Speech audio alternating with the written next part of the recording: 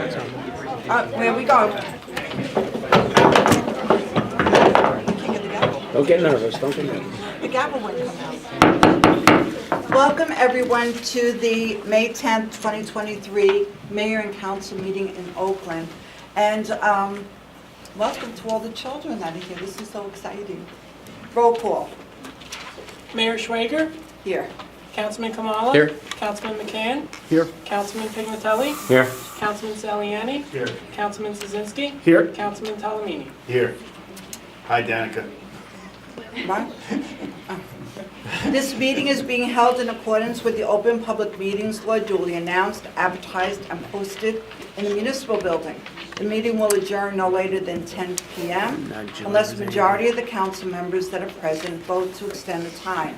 And before we begin, if you could just look at your cell phones one more time and put it either on mute, silence, or off if you really feel confident that you can turn it off.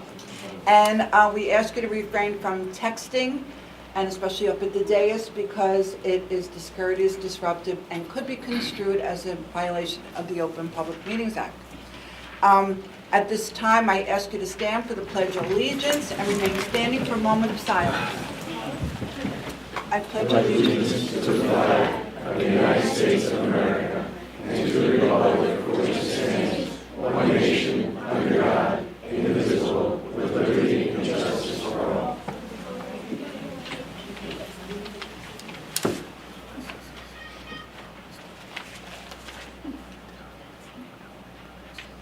And while your moment of silence, just think about all those in the Army, the military service, Navy, Marines, etc.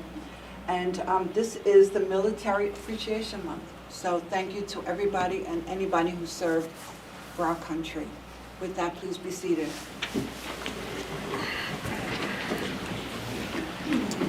So as I do at every beginning of every meeting, I do a mayor's report and I give an update on what's happening. And a lot is happening this Saturday, May 13th, because of the rain date of prior Saturdays where we had heavy rains. So on Saturday, May 13th, is the Recreation Softball Clinic, 2 o'clock, Field 3 in our Recreation Complex, which was rescheduled from the rain that we had 2 weeks ago. Also, what was rescheduled was the Skyline Drive cleanup, meet at the Lower Skyline parking lot at 9 a.m. Reminder, just come to the lower level. You know, when you go to Skyline Drive, there's a park and there's a lower level parking lot. Also on Saturday, at the Marine Corps Detachment number 744, selling Mother's Day flowers. It's the Mother's Day flower sale from 12 noon to 5 p.m. at the American Legion Hall. 10-inch potted or 10-inch hanging baskets for $20. And all the money goes to support our veterans and active military servicemen and women. And again, thank you anyone who has served or is serving in the military. This Saturday. Will you be there selling? I'm saying it's this Saturday. Yes. Yeah. Are you going to sell? Yes. Good.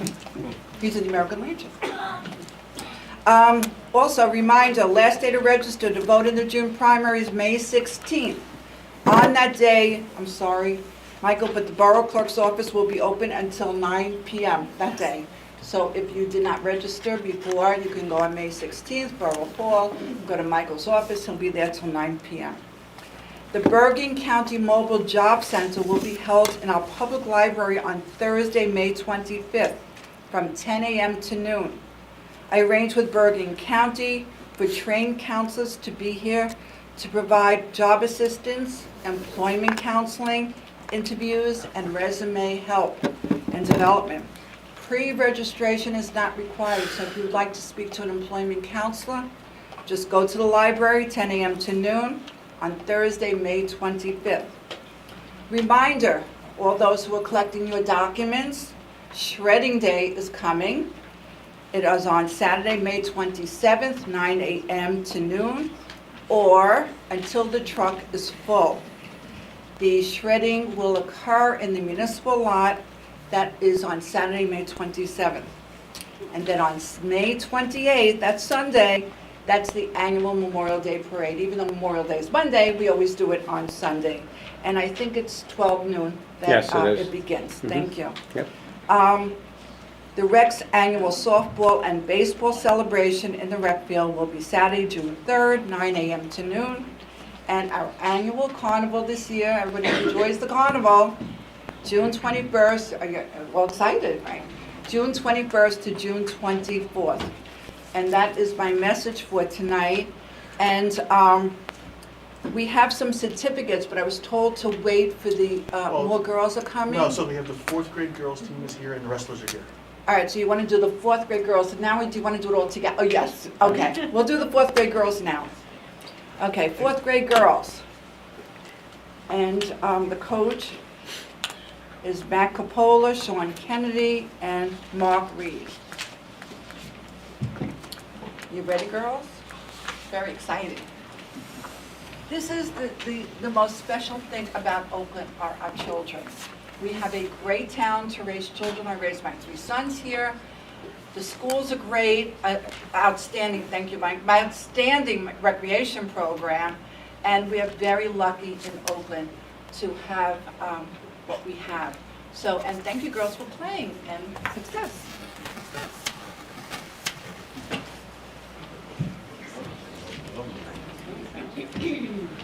This is to congratulate the fourth grade girls basketball, and it is for winning the 2022-2023 Northwest Bergen Passaic Basketball League, a division travel basketball championship. Want to help? Steve, you want to help? Thank you. Thank you for giving your time. Absolutely. And thank you It's to our the pleasure. parents, because if it wasn't for the parents, the girls wouldn't be able to participate. It's very right? true. So do you want to give, you want to read the names? Sure. Councilman Saliani is our rep. Haley councilman. Bosak. There you go. Take your certificate, and congratulations.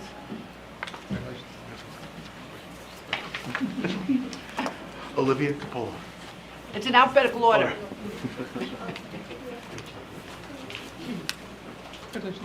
Congratulations. As the mayor says, it, the next name is Emma Perlazzo. Oh, so much for that. Kayla De Niro.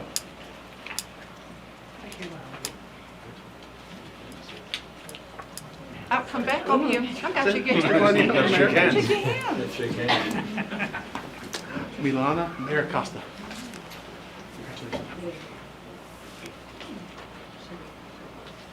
Congratulations to you. Ashley Tennis.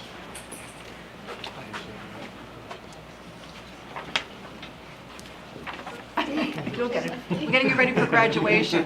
Aubrey Kennedy. Great job.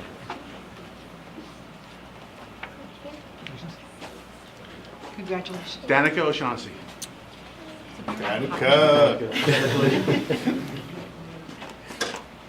Congratulations. Layla Sada. Hope I pronounced And that. congratulations. Sydney Reed.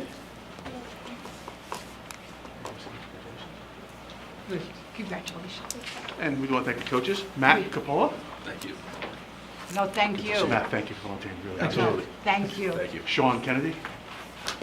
Sean, thank you for volunteering.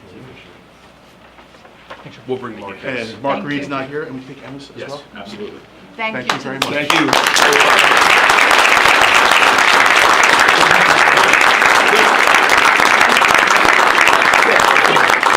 Mayor, the girls want to present you with a honorary shirt. Oh, my goodness. Wait a minute, I'm going to the ladies' home putting it on. I'm going right now. All right. Right after the picture. Right now, take a picture with them.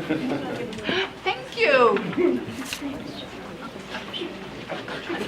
You want me to sketch it out a little bit? Yeah, you gotta be careful, Haley. Okay, scooch next to him. Haley's getting in front of me. It's the ongoing They're joke. on. There we go. Usually Coach Sean lines up behind you. There we go. All right, girls, on 3. Ready? 1, 2, 3. There you go.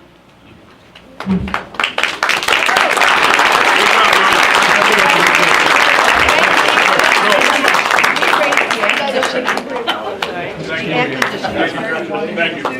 I Congratulations. Bless you. Thank you. Just singing. Congratulations. Congratulations. Good job. Good job. Great job. Congratulations. Thank you.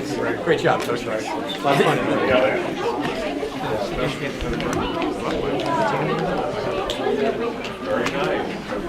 While we wait, Mr. Saliani and I are going to do a little routine. Who's on first? Is everyone coming to the parade? All the kids, you got to come to the parade on June 3rd. Is there another team coming in? They're coming, they're playing softball right now. Well, she's putting on the shirt. I just don't know if you can bring on the shirt.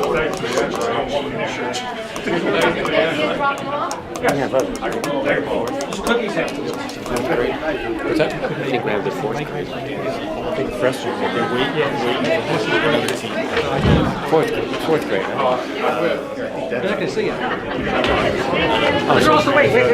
Girls, wait 1 second, girls.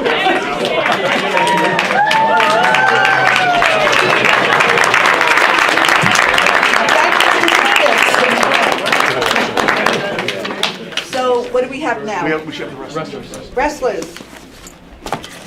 Where are the wrestlers? Here they are.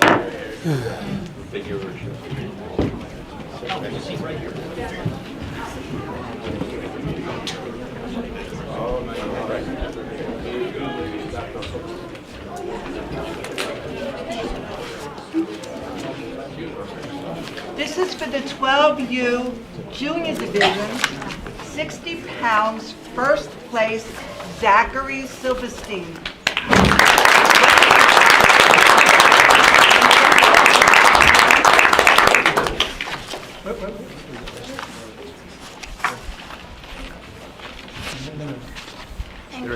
Congratulations.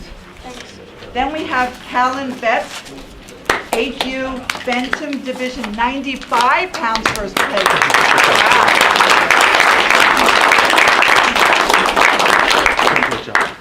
And then we have Jake Silverstein, 8U Benton Division, 50 pounds, fifth place.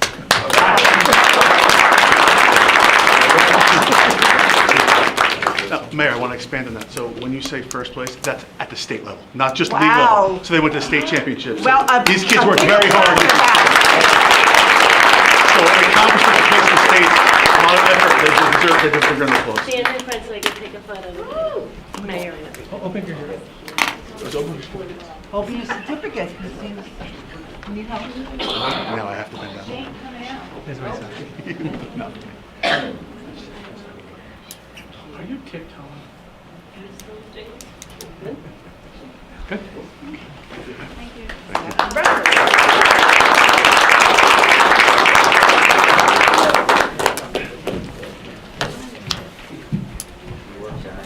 And so we are waiting for the third grade. Yes, the third graders are at their softball game. Most of them will be here around 8 8 And o'clock. as soon as they come, we will give them the certificates. What is this? So why don't we do, this is very special.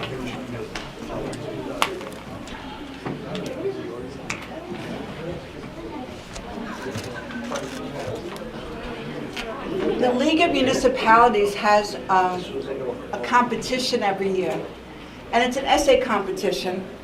And we put out the application, and children submit their essay. And the essay this year was on what the town does for you and about our town. And we have a winner, and this will go to the state to move forward. And our winner tonight, the Lewis Bay Second Future Municipal Leader Scholarship winner is Jonathan Calabrese.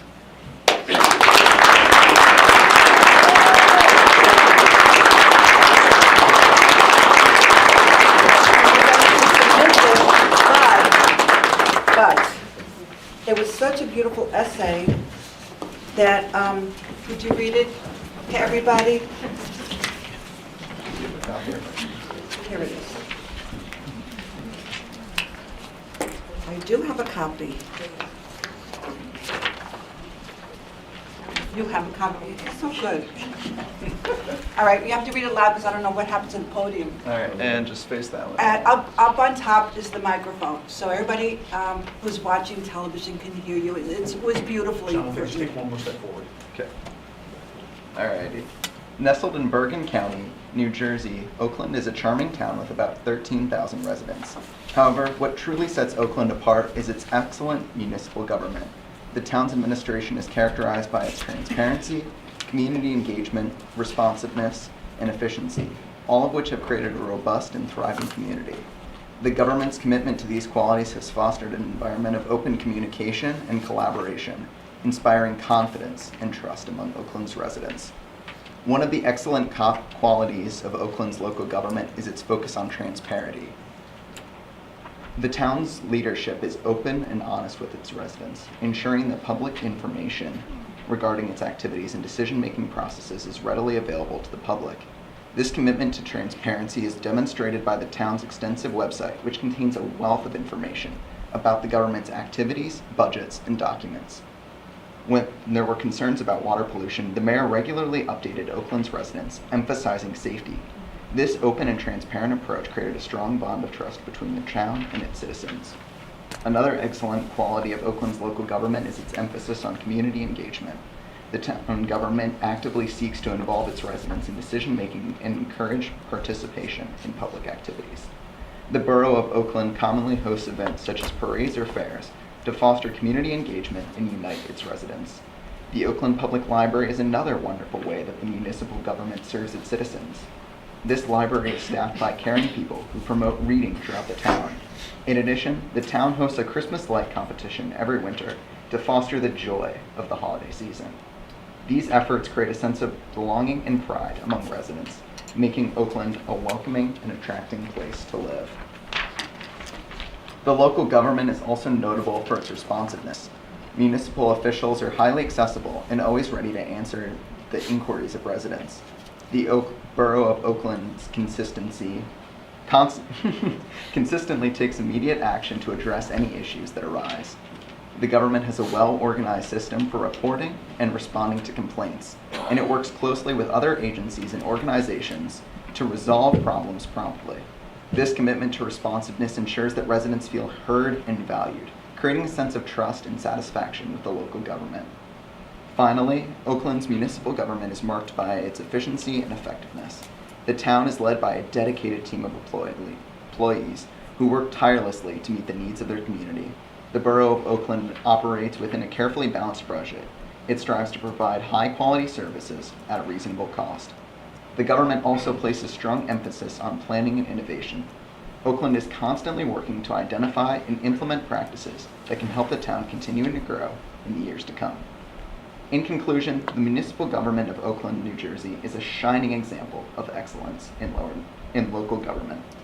The town's commitment to transparency, community engagement, responsiveness, and efficiency is evident in all aspects of its operations.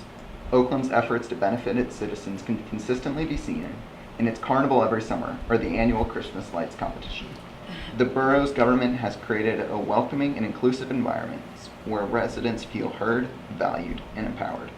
For those reasons, I never want to live anywhere but Oakland.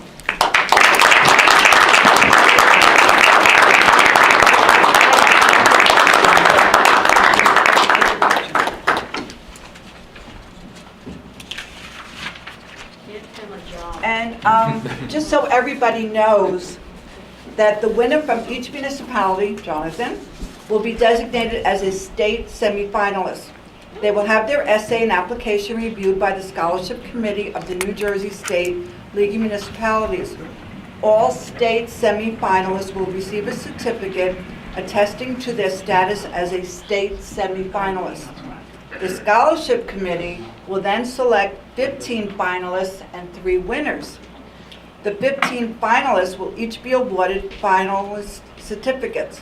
The 3 winners will each be awarded $1,000 by their mayor at a hometown ceremony. And then the winners, no, I don't give it to you personally. The borough, the State of League of Municipalities gives it to you. And the winners' essays will be featured in the statewide New Jersey Municipalities magazine. And again, it was beautiful.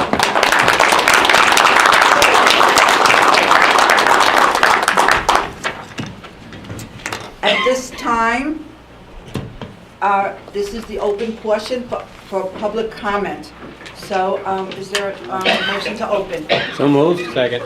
All in favor? Aye. Hello. Good evening. Michelle Eunice, Board President, Ramapo River Reserve, 9 Kingsley Evans Circle. In good faith, I have attended numerous meetings over the past 8 years, hoping to help address the safety concerns and the replacement of the Patriots Way Bridge, which is owned by the Borough of Oakland. However, I now know several of you have not been operating in good faith. There has been nothing but misinformation, misrepresentation, and most recently, mistruths being told. On the advice of counsel, I am here tonight to tell you that I, the board, and the community manager will no longer be the intermediary between you and the residents of Ramapo River Reserve. The Patriots Way Bridge is the town's responsibility, and you know it.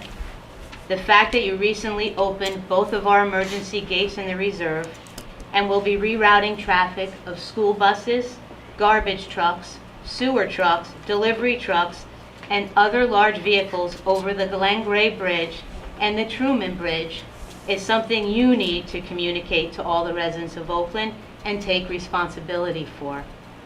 Your lack of action and refusal to go out to bond to replace the bridge for the last 8 years is the cause of this and has exposed the Ramapo River Reserve residents, their children, anyone else driving over that bridge to potential safety risks. These safety risks, plus now security risk, going forward will also include the residents of the Crystal Lake community and the Glen Gray community with these heavy trucks and over 800 passenger vehicles potentially driving through their quiet communities on a daily basis with no police monitoring and no end in sight. Personally, I am extremely, extremely disappointed, but understand, since none of you sitting up there live in these communities, you are not impacted by the decisions that you are making. Thank you.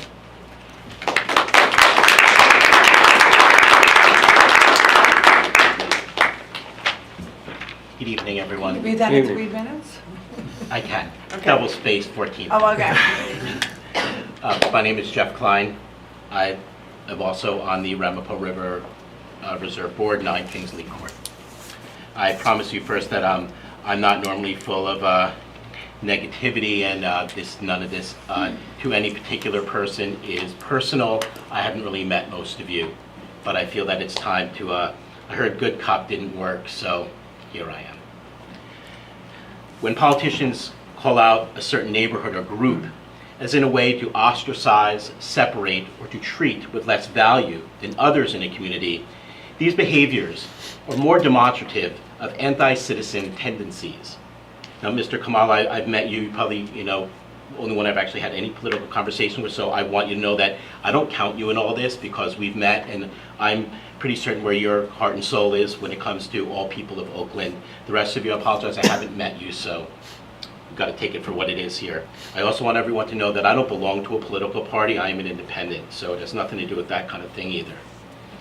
I think it's important to realize that when any politician, such as many of you, on the dais, especially our mayor, who is entrusted by all citizens of Oakland, treat one group with lies and overt disrespect, it is a matter of time that that same vitriol will be turned to another group when the politics are right. Even worse is when town officials use employees to lie for them. Who's next? Now it is those people at the reserve and adjacent neighborhoods. Soon it will be any of the other neighborhoods in which the mayor or certain members of the council do not live. Rather than continue with childish tit-for-tat decisions based on political needs, elections, and personal bias as opposed to duties including safety and long-term fiduciary responsibilities, why not do more with your time as as an elected official and do the hard work, not just to use the platform as philosophies that have nothing to do with municipal governance. It is time for this mayor and council to take a good look in the mirror and decide whether or not it will continue with manifesting distrust and making many Oaklands, and that all our taxes normally go to other parts of town. We don't pay by the police call or just when one's neighborhood needs sewers or maintenance. In fact, what you're doing is creating that scenario. Therefore, my questions bear a natural sequence to your philosophies. Have you worked out how that system works? What part of a citizen's taxes do homeowners get back from projects or circumstances unrelated to ourselves? When the increased traffic and opening the gates creates an accident, or worse, do all the people contribute to the lawsuits when the town defends itself? Do the people on the President streets pay for a park they will never use? Do we still have to pay school taxes when our children do not attend schools? These are not rhetorical questions. We'd love to hear your answers truthfully this time. Perhaps, I'm not going to say that because I'm not going to throw any barbs out anyone personally, but finally, if you don't want to have us as part of your tax base, you don't want to take care of us, you think less of us because of where we've chosen to live over a decision that was made 26 years ago, we would love our $14 million a year back. We can use that to pay for our bridge. Thank you very much for your time, and I look forward to more back and forth. Have a nice evening.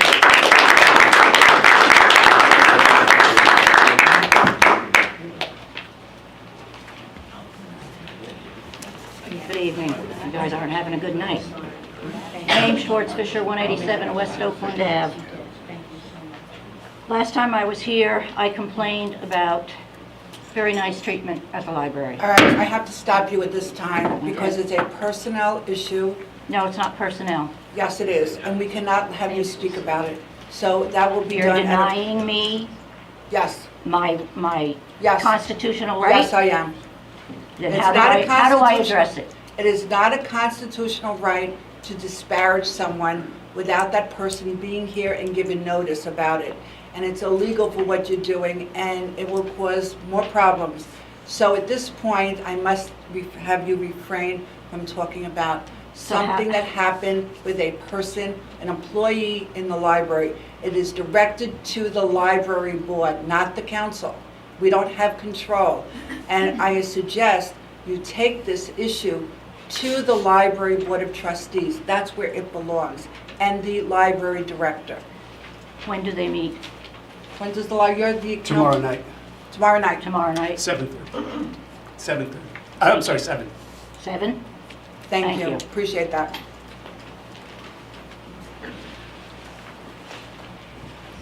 Hi. Cindy Wanick, 63 Winding Ridge. Hi. Hello. To piggyback a little bit on what's been said, the mayor and council has sought grants and funding a number of times to finance this bridge. I don't know whether you've received feedback as to why each time you're denied or not. It'd be interesting to hear what that feedback is. But during that time, this project has just continued to increase in cost.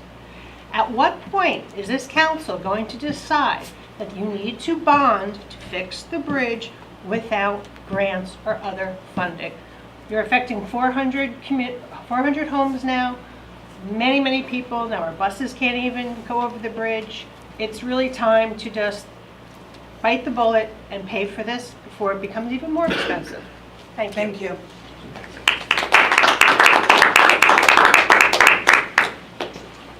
Hi. Steve Panosian, 69 Glen Gray. It was a beautiful day today, and I'd like to share something positive and acknowledge and thank the mayor, the council, and John from Boswell for the letter that was delivered, hand-delivered to those on Glen Gray this weekend, giving us an update on what will transpire with the opening up of Glen Gray as one of the solutions for the egress of the Patriots Way Bridge construction. While we're not happy, I'm not speaking on behalf of everybody, now this is more me, because we do have somebody on our street, Jessica Goff, who is our spokesperson at the moment, and we channel everything through her. This is going to be not a good thing for the quality of life for those on Glen Gray. We simply ask for any future report that puts some light at the end of the tunnel, so to speak, over the bridge. So we understand how long this might be. And this is our first ask, so we understand what we can expect through the summer and the end of the year. Thank you. Thank you.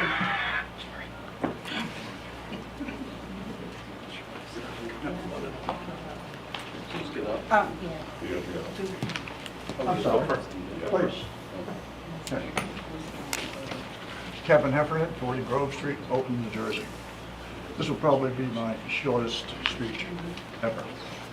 I come before you tonight to compliment and praise each member of this council who unanimously voted to permit the celebratory banner announcing the advent of Bush Plaza Park. In doing so, you've rejected the elevation of petty politics over into official council business.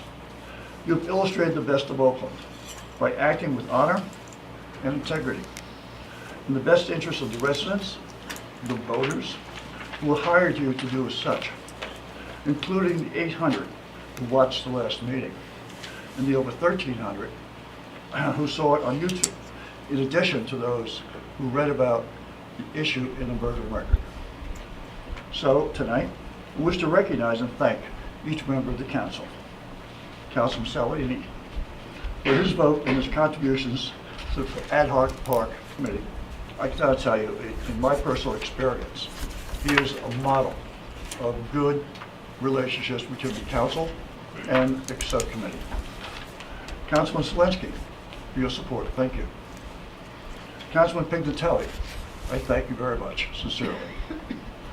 In particular, Councilman Talamini and Councilman Kamala.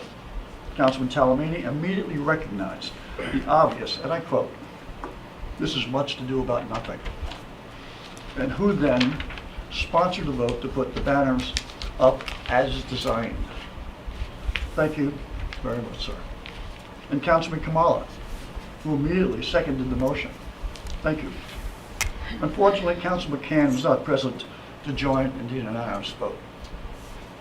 Following all of this was the unanimous vote of approval for the banner. And so the celebration of the event of Bush Plaza Park begins by proudly announcing its full development later this year. You have fulfilled your commitment to do the best for Oakland by placing progress over politics. That's integrity, and that's good government. Each of you have made Oakland proud, and in particular, celebrated the will and hard work of the Bush Plaza Ad Hoc Subcommittee, which brought Bush Plaza Park to fruition. And I thank Mayor Schweger for creating the subcommittee to enable this work. Thank you very much. Now you. Next. Brian Emeroff, 3 Bears Den. 3 what? 3 Bears Den. Okay. In the Ramco Reserve. This is my first meeting. Never I know we coming don't to one of recognize these. you. No, Welcome. So nice meeting everyone. I had nothing planned, but I wanted to try a little bit of a different approach here. When the 4th grade girls came up for basketball, you ended that with, one of the best things about Oakland is our children. And then you heard a beautiful essay by a student who talked about one of the best things about our government is your openness, your transparency, and your responsiveness. We've got 2 girls at Indian Hills High School. We've got another that will be going to Indian Hills High School, and we've got a 4th that's in Manitou, and eventually we'll go to Indian Hills High School. If children are important, we shouldn't be waiting until a bus crashes into that river. We shouldn't be opening up multiple bridges so more cars will speed through these neighborhoods. It's increasing the danger and risk to our children. And so that's what I'm asking you to take into consideration when you're looking at how to fund the project to repair this bridge. Thank you.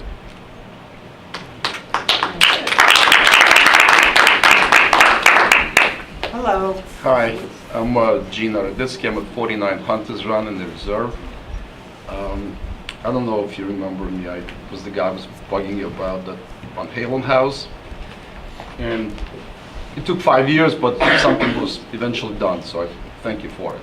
So it's quite amazing how much the young man knows about the work of the government of the town. How much Research, okay. Amazing. Yeah, but so I basically have a question. If the town doesn't pay for fixing this bridge, what happens? Does the bridge fall? And how does this work in the United States? If the towns don't pay for their own bridges, they just let them fall? What actually happens? I'm not familiar with. Since this is not a time for debate, it's for open public comment. Right.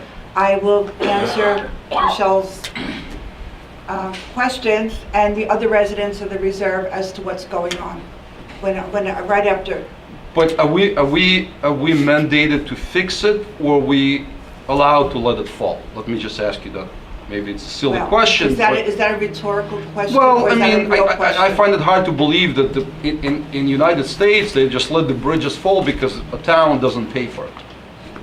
So maybe let it fall and see what happens. No. Well, somebody's gonna. No, it's not going to fall. But are we mandated to fix it? That's the question. It'll be fixed. Are we mandated I'm to... going to make a report afterwards. It's not a debate. This is No, it's not a open debate. floor. I'm just asking a question. I'm not being facetious. Are we Wait till I required to speak and fix then you it? could come back up after I speak. Okay. And we also have our attorney, excuse me, not our attorney. You're not going to answer about the bridge. Our engineer, we have him also now on the agenda at every meeting to give an update. So you will have two full summaries of what's going on. So you can't answer a question if we are under the mandate to fix it? It's going to be fixed. Bottom line, it's going to be fixed. Okay. Okay? But you can't answer the question if I we have answered the to... question. It's going to be fixed. Okay. We're not going to let the bridge fall. Okay, I'm just curious to see what happens if we don't fall. Good evening, Mayor and Council. Russo, 392 Rampo Valley Road. Just a couple announcements from Oakland Public Events and other committees. Memorial Day Parade's looking great. It'll be that Sunday, Memorial Day weekend. The staging will be at Dogwood, the Dogwood School, and it'll start promptly at 1 p.m. Oh, not 12? I'm sorry. No, you stage at 12. All right, I spoke to Senator Holly Shapisi tonight. Okay. Before this meeting, and I gave her the date, but I told her 12 p.m. So someone from We'll Public take care Events, of it. please She comes. contact her. Okay. All right. What? I gotta talk to you tomorrow anyway. Oh, okay. So we got a lot of groups coming, you know, just to give you how the queue goes. Usually it's Grand Marshal and the mayor, and then the council members. We have the American Legion Color Guard, military vehicles and vets. There's a good chance that the police will have a color guard also. Then we have the Dixieland Band. We got Bergen County Sheriff, Smokey the Bear, the, how do you say this? Julian Pike Band, and then the Boy Scouts, Girl Scouts, Chamber of Commerce, Mothers Club, Essex Pipe and Drum. Then we have the Oakland First Aid Squad, DPW, the Rhino Theater Group, Bob's VW, the Marine Corps, Knights of Columbus. We got the baseball and softball coming. So we have a lot more people signed up, and then we also have the Elks, and they're bringing some cars. So How about the high school bands? wasn't on the list, but yeah, they're coming. Very end. Oh, They're okay, in. good. They're not on this list, but they're coming. Don't worry. So we're excited about that. You know, kudos to Mame. She resurrected this thing. It's coming together. You know, weather permitting, we'll be fine. Next event is Oakland Fever Pitch. That's sponsored by the SAO, Oakland Chamber of Commerce, and Oakland Public Events. That's where the boys Little League and the girls softball join. They go down the Canyon of Champions onto the field, and then they got some bouncy castles, dunk tank, DJ, a bunch of other fun things, some hot dogs, cotton candy. June 3rd, right? That is on Saturday, June 3rd. Starts at 9 a.m. Okay? And then finally, our big one, the carnival. And that's what I really came to speak about. We have not raised the prices, though other towns are getting $40 a wristband. We're still $30 on Wednesday and Thursday, and Friday and Saturday is $35. There are no fireworks. I look at you because you always ask. But what's different this year is you'll see on the flyer we sent out, there's a QR code. All right? They're going high tech. everything is going to be kiosks. You're going to go there with either cash or a credit card and go to the kiosk, and you'll get your wristband. We'll all be around the kiosk because we know there's going to be a learning curve. But the advantage now is you could pay for these now, and you go to the kiosk on the day of the event that you paid for, and it'll spit out your wristband, okay? So I know a few people were asking about it. We'll do another flyer, explain a little bit more. I saw something on YouTube, so maybe we'll make, directions to that. Also, reminder, access for all. We're gonna get 200 people. It's on that Saturday from 3 to 5. We're also gonna do a special flyer for them with their own QR code for people to register. So, I love Thank you. the essay the young man wrote. This is another thing why Oakland is so fabulous, all these different events. Great job, And all the Chopper. people coming together. It's not me, we got a team over here. Yeah, good job, team.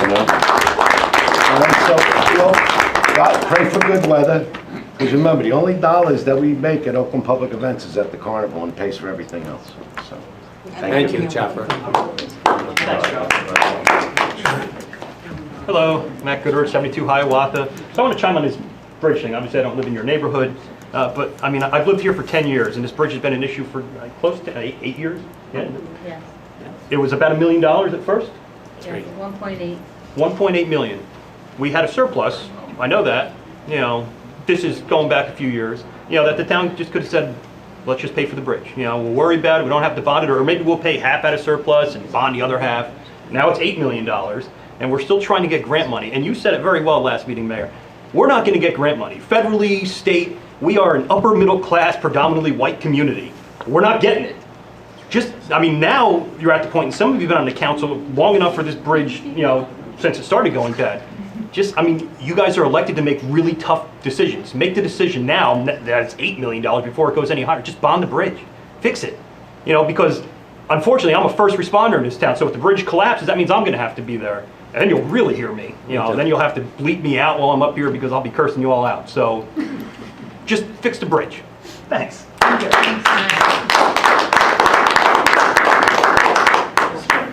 Good evening, everyone. My name is Angela Gonzo, 41 Winding Ridge at the Reserve. I just moved in a year and a half ago. Welcome. Thank you, I think. But I am wondering if the board has reached out to public officials, our state elected representatives, and has there been any feedback on that? I'll make a report later. Okay. Because this is not a debate time. This is for open public comment. Okay, all right. Well, because I wanted that information, and I feel like I just keep getting, sidelined. So, You won't get sidelined. Okay. And I am very concerned because, as everyone so eloquently put it, there are real issues. And, I'm relatively new there, and I'm worried about if there's going to be a future for me living there, because it ain't cheap. And as you all know, living in Oakland, and my taxes are up there just like everyone else's, and I pay them, and I'm not getting much for my buck. Secondly, this is a separate issue. The roads in Oakland have really much to be desired. Is there anything that is being done? Are we getting any pavements? Because I think I'm going to lose my car in one of them. It's pretty bad. So I know last year there was a lot of going on in terms of sewer system. I don't know exactly what was going on. Do we have any plans as far as paving these roads? Okay. I will make a report. Okay. All right. Thank you for your time. If your questions are not answered, you'll tell me afterwards. You will tell me. Okay. My thing is I also want to keep apprised of what's going on, okay? And I feel that that's not happening. So please let us know, because we live there, and this traffic coming in and out is really concerning, because there are a lot of people in that reserve, and they're not just from the reserve, that come in and they walk, they enjoy the grounds. It's wonderful, and they like it, and they bring their pets and their children, so on and so forth. And I'm worried that with all this redirecting of traffic, there's going to be an accident. And I'm always walking up and down that, and I'm worried about that also. So please, take this seriously, and, let's get this thing rectified before there really is an issue. I thank you for your time. Thank you.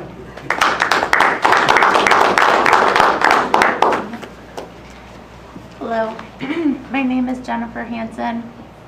Allergy is sorry. I'm trying to speak as loudly as We all I have can. it. I emailed. Your address? 12 Fieldstone Court. I also emailed everybody. I'm a parent of 2 children, a 6-year-old who's in kindergarten. He takes the bus.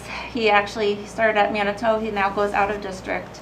My 4-year-old will be starting at Manitou next year, also taking the bus. And so I now understand that the buses are going to be redirected, not over Patriots Way, but to be honest, that Lenape Bridge is pretty scary too. I'm, really concerned for my children's safety. And I'm just also disappointed. It seems like there's a lack of accountability going on. We moved here in 2019.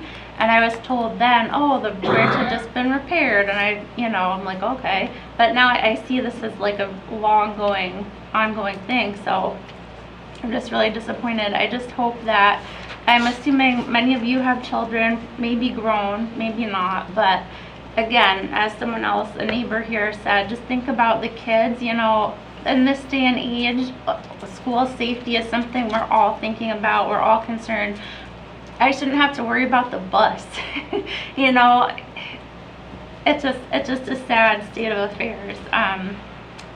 So I really hope that you all take action and not just keep kicking the can, because this is the end of the road. There's nowhere else to kick the can. We're here. Gotta do something, please. Thank you.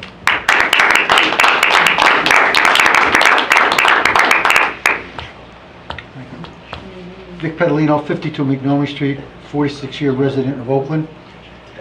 I would like to thank Councilman Kamala for all his assistance and for keeping me updated concerning the issues relating to Ordinance 59-49B3. That's the boarding home issue, which has been on the Town Council agenda many times. I understand that 23 Code 905 and 23 Code 906 have been proposed to rectify the situation. I've been following these issues since 2015 and appeared before the Town Council several times since 2019. And I am encouraged to see that we now may have a solution. However, I do have several questions which I have presented to the Council at several previous meetings. Number 1, how can these new restrictions be enforced? Are the owners, renters, subleasers required to advise the borough when they have new tenants? Unless the police department, the fire department, a zoning board official, etc., receives a specific complaint, the boarding home issue could continue. Do we have any borough ordinance code that requires this type of notification? Presently, if there are any boarding homes that are existing now, will they be grandfathered for a specific time frame or allowed a grace period to discontinue this proposed prohibited activity? 3, if the new ordinance prohibiting boarding homes is passed, will there be some type of notification by the borough to residents of Oakland advising them of the changes? As stated, these questions have been asked previously but not answered. After close to 4 years of reviewing the boarding home issue, let's make sure there aren't any loopholes that will cause us to have to revisit this passing of the revised ordinance. Thank you, and I am grateful that we have hopefully reached a solution to this problem. Thank you.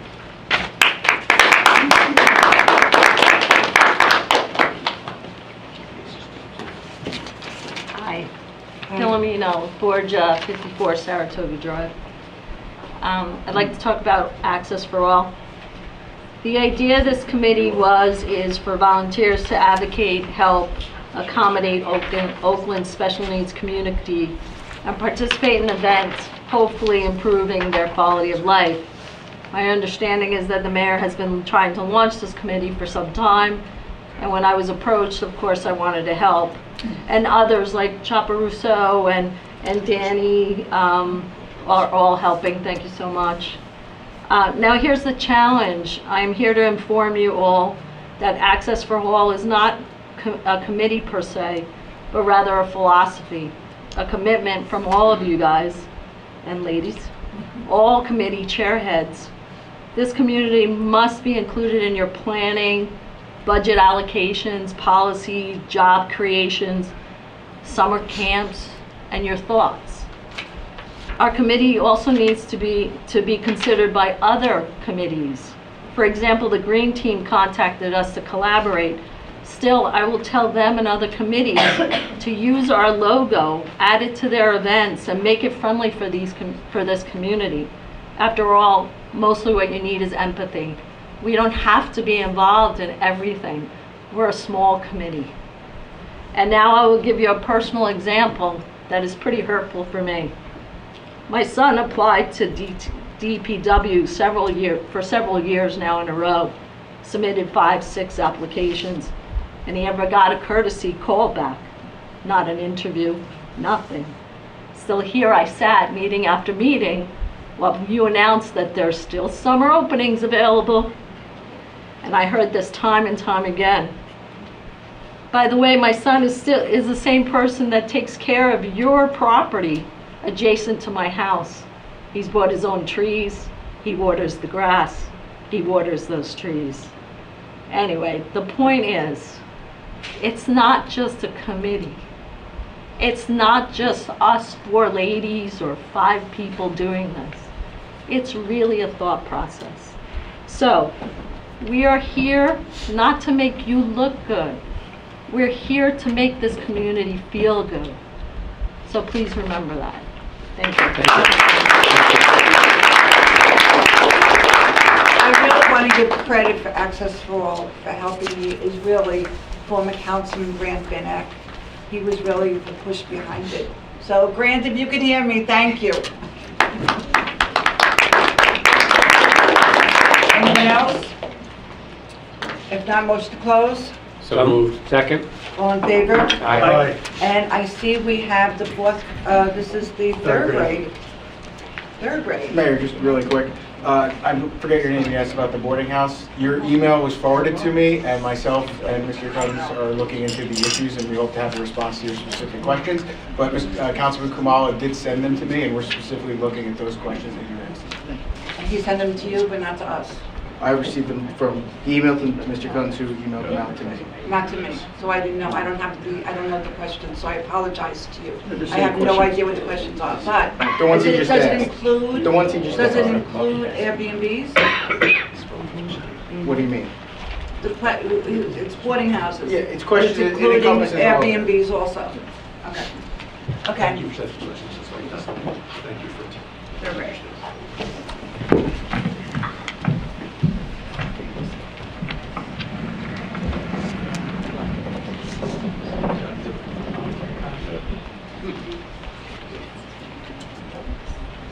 The list?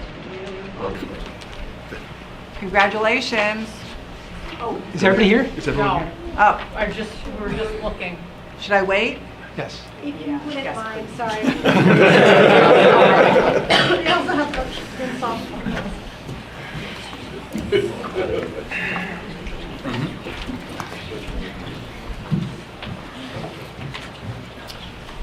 All right, we're waiting. Thank you. Okay, special announcements, we're up to. Authorize the raffle license RL 14, oh wait a minute, we have minutes, let's do those.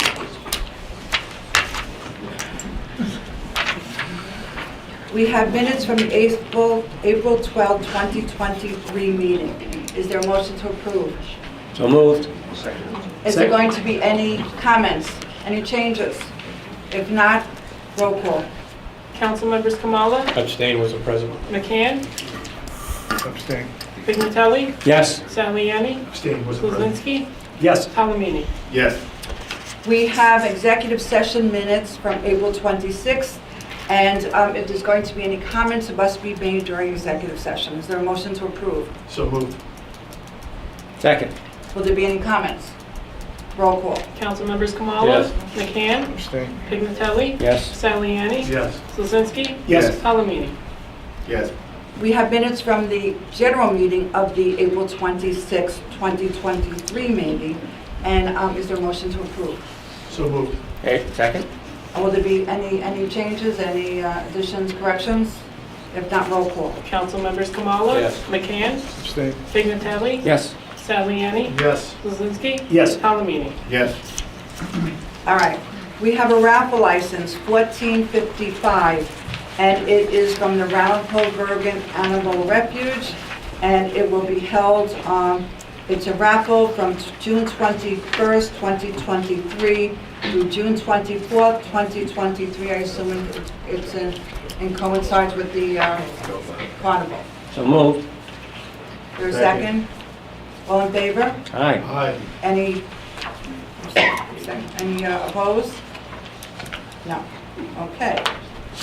Then we have the zoning board. We have 3 openings on the zoning board, and we have one more that should be another opening because she's moving, but she didn't close on her house yet. And so we need 4 people on the zoning board. And this is an application from Cesar Arredondo. He is a fire department firefighter, lieutenant captain. He's a manager, director, financial and insurance industries. Is there a motion to approve? So moved. Second? Second. Roll call. Council members Kamala? Yes. McCann? Yes. Pignatelli? Yes. Saliani? Yes. Lizinski? Yes. Palomini? Yes. Thank you. So go to Borough Hall, and so to the zoning board, Tony Smith, the chairman, we have another member. So we're down to 3 openings. If you are interested in going on the Board of Zoning Adjustment, we'd love to have you apply. And now we have resolutions. We'll do the consent agenda, and if you wish any, pull out. I'm going to pull out 23-136 as a resolution to authorize a non-binding ballot question related to the permissibility of cannabis business in the Borough of Oakland. 23-156 is a resolution to authorize estimated property tax billing for the third quarter 2023. And the tax collector will not be in receipt of certified tax rate enough time to complete the mailing delivery of real tax bills by June 14, 2023 as required. So this will be an estimated tax bill.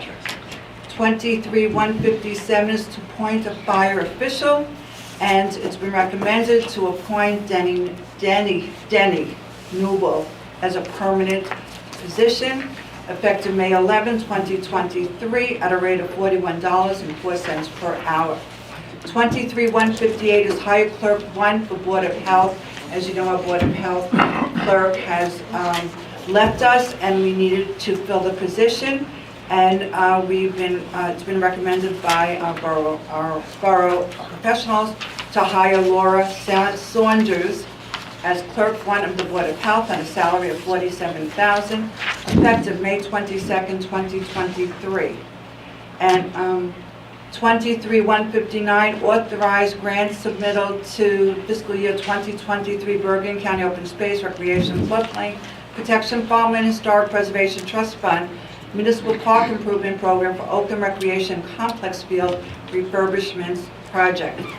23-160 is Higher Department of Public Works Seasonal Laborers. Peter Arvanitis, and these are all effective May 15th. So Peter Arvanitis, $15 an hour. Alexander Van Dyke, $15 an hour. Zachary Williams, $15 an hour. 23-161, authorized accrued time payout for Tabish Tahir. The CFO has certified the funds are available and they exist to pay part of the accumulated absence per the attached schedule for sick, vacation, personal compensatory time accumulated in the amount of $1,348.09. And award auction bids 162. Okay. I don't know what happened. Okay, they are.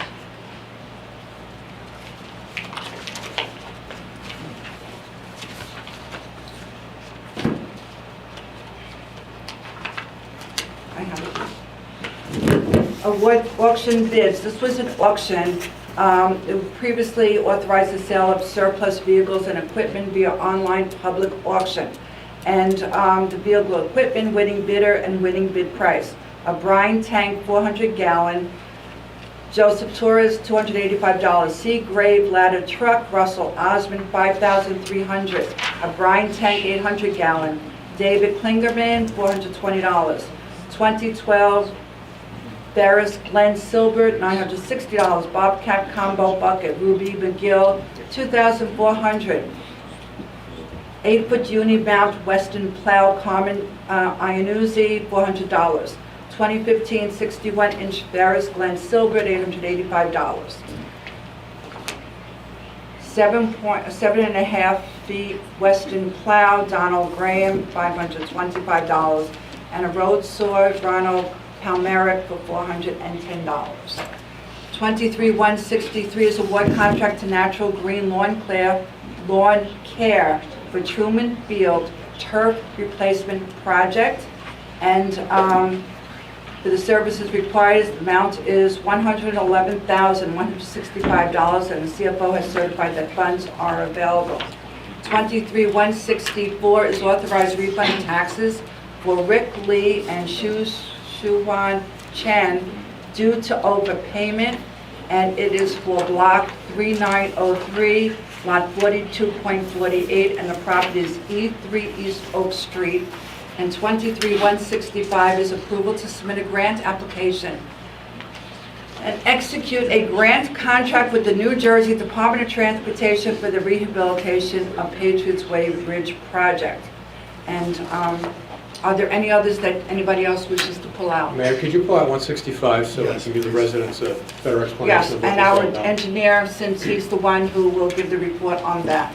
So we have two pulled out, 136 and 165. Any others? Yes. What? They're ready. I know, but we're in the middle of, we have Just to letting you vote. Okay, thank you. So, 156, 157, 158, 159, 160, 61, 162, 63, 164. There a motion to approve? So moved. Second. Any discussion? Roll call.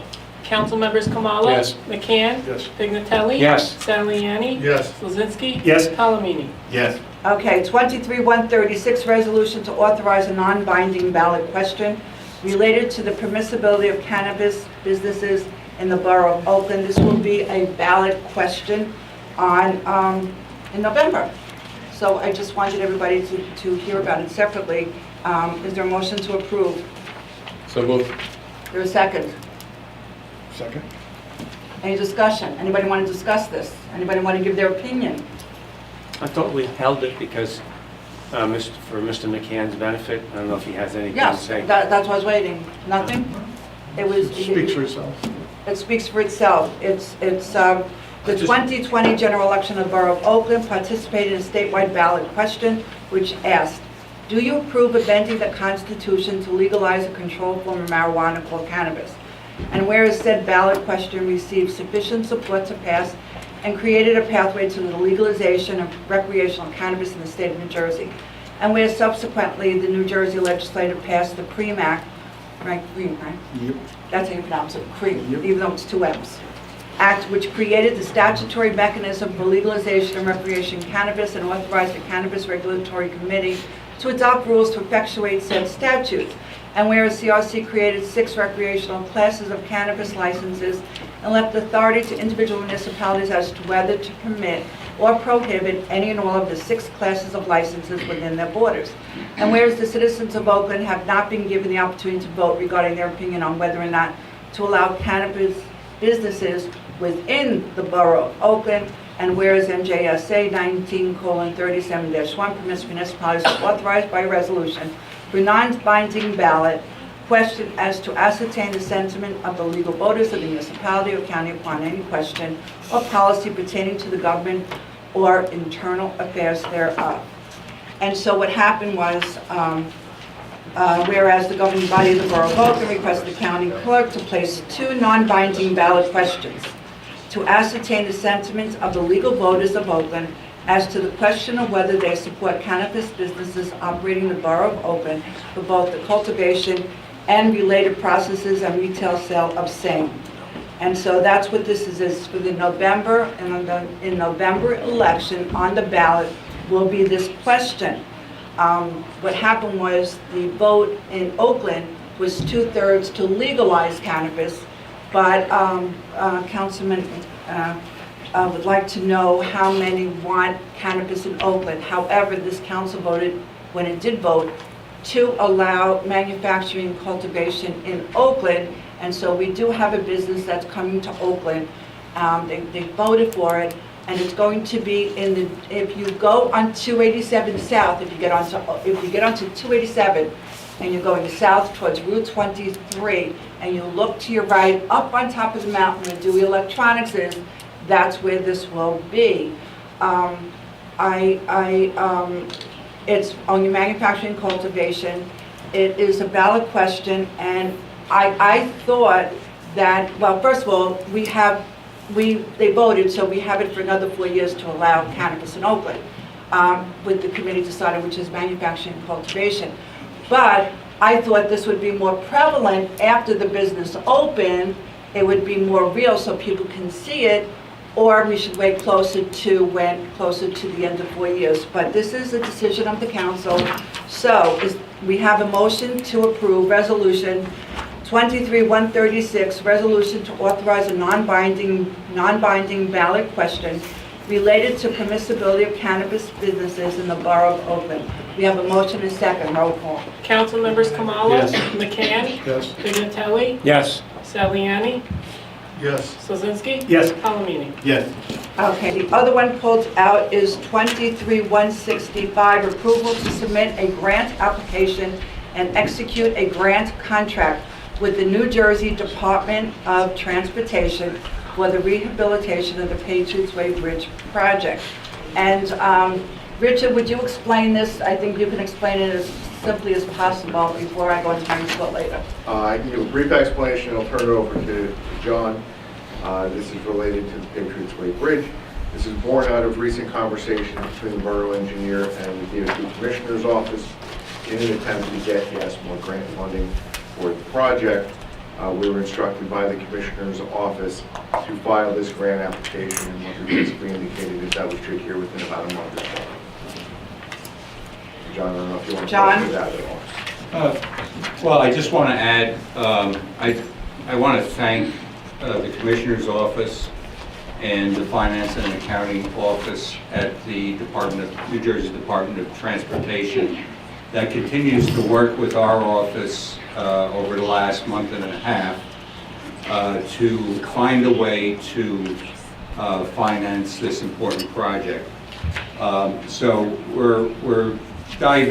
we've been asked to submit this application. The application is done. I worked on the application earlier this week. We filled it up with the horrors of the bridge as much as we possibly can, the impending 3-ton weight limit that will be imposed on Monday, and we made the NJDOT in our grant application basically say, which I heard this evening, that we're at the end of our rope. So that's what this is.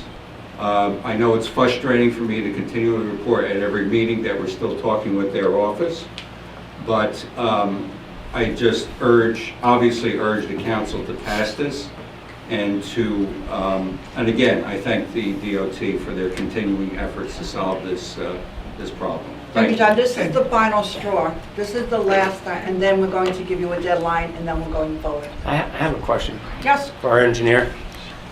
We're still on this resolution. Go ahead. Yes, Mr. Yukimik, I know you have given us several reports on the safety of the bridge.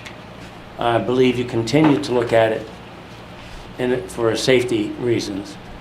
I want the public to know, I hear some people say that, are we waiting for it to cave in? We're not. Our engineer gives us reports about the safety of the bridge. And believe me, if it ever came to a point that it was unsafe to pass over, I'm sure our engineer would tell us about it. Well, to your point, Councilman, I basically recommended the bridge be closed several years ago after an inspection. This is not the case this time. That was for a different instance. I heard some reports about concerns about the Lenape Lane Bridge. I could address that later in my engineer's report. However, you know, you're absolutely right. We as engineers have to make unpopular decisions. I just want to remind everybody, it's only for trucks. Passenger vehicles will still be allowed over the bridge. They're still allowed. We've been working closely with the DOT inspectors on this bridge, who are Michael Baker and Associates, and we've been going back with numerous emails with other engineering professionals on the precise timing and the precise repairs for the bridge to keep it safe to the traveling public, etc. And I took an oath when I first got my professional engineer's license. I take that oath very seriously. Well, two points I'd like to make. You mentioned, I believe in 2007, you thought the bridge needed additional repairs. And we had 3, 4, 5 years ago, the state did come in and make some repairs to ensure the safety of the bridge, and that still is intact. That is still intact. This is a different area of the bridge. It's a very localized section of the bridge. As you noticed, several weeks ago, we had some barrels put up along the sides of the bridge. The beams along the sides of the bridge are of a particular concern. So it's not like the entire bridge is going to have a catastrophic failure. It's nothing like that. It's a very localized problem.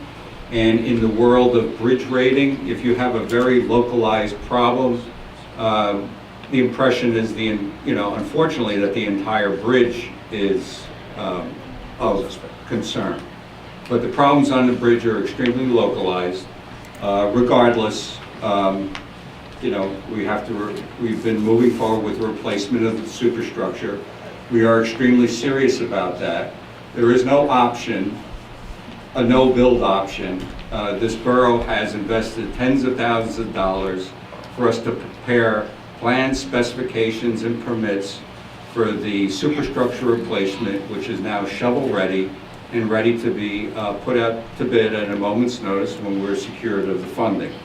So I don't know if I've answered your question. You have, I have a follow-up question later on with regard to the Lenape Lane Bridge. I can answer it now very quickly. Well, no, this is the resolution, Yes. and then your report will be given. I will answer the questions that were asked. And I promise them answers when it's our time. And one other point, I don't know if the people who are here this evening were here when this first began. The reason this has to be done is that the town took ownership of the bridge. And the builder said that, and Mr. Yukimi, please correct me because I don't know the correct terminology, but that the bridge would continue to look rusty, but it is still safe. And we've gone past that limit that we could go back to the builders of the bridge to ask for them to pay for it. So we do have to either pay for it or find funding for it. But this all came about because the bridge did not live up to the expectation that the builder gave us on the longevity of the bridge. I can talk to that, Councilman. Well, we'll talk about that. Let's do this. Let's do Yes. the resolution. Okay. And the resolution, Mayor, we're still discussing. the resolution is basically, was suggested by DOT that we do this. This came from DOT. They're helping us with funding. And so, as I said, this is our last straw. Yes, further discussion on this resolution. Thank you, Mayor. Yeah, I just wanted to just really put a point on what the mayor said and what Mr. Yukimi said. This is being directed by the DOT commissioner to go after this source of pot of money so that we, as a way to do this. So it's not like we're working in a vacuum. They're telling us, this is the vehicle, this is how, these are the steps you need to do. That includes also us getting the bridge shovel-ready. All the permits are done. All the engineering is done. I mean, it's a shovel-ready project because the idea was to get all that work done so that if there was federal monies, if there was state monies, we can immediately put it out to bid, execute, and move the project instead of waiting. So we've already spent all that money, which is, so we are constantly assessing and moving forward on this project. But it was important that the residents hear exactly what this resolution, why we are being directed to do this, and why it's important for the community to understand, you know, in full public disclosure why this is taking place. Thank you. Okay. Any other? Roll call. I thought he moved it. Motion to approve. Second. Roll call.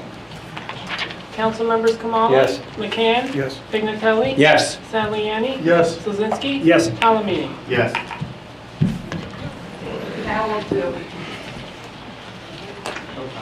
Girls, are the girls all here now? We're waiting on one. No, she's here. She's here. What's the matter? Yes. Oh, look at that. Yes, they gave me the shirt to wear. So I went back. Okay, and I went in the back and I changed. Okay, ready?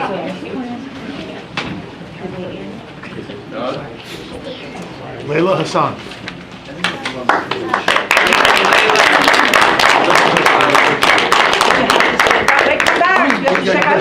We're getting you ready for graduation. No, keep that. We're getting you ready for graduation. This is what happens when you graduate. You get your certificate and you shake hands, okay? Now you stand here. Alana Popes.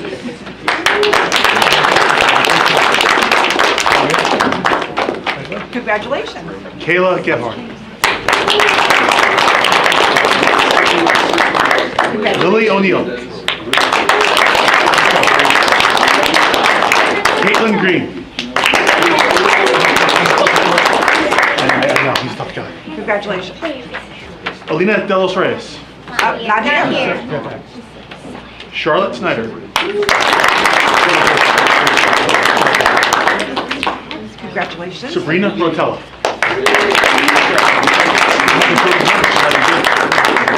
Congratulations. Kara Azakula. Congratulations. Coaches Joyce De Los Reyes. She outside. All right, now everybody get together here. No. Coach not Kevin yet. Green. Not yet.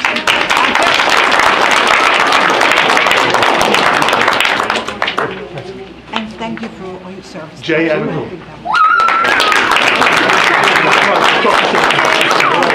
How you doing? Thank you. Thank you. Nice Mayor. Girls, go. Now come. Now girls. Come on, girls. Coaches. Come on, coaches. Should we wait? Is De Los Reyes here? No, they're sick. They're sick. I'll take them. What are we looking at? On TV. Kyle, seriously? Yeah. Alright, but when? Now. I'm just keep saying. Yeah. Because the minute you say something, folks, it's like the form. All right, what do we All say? set? Thank you so much. No, Thank you, Mayor. Thank everybody. Thank you.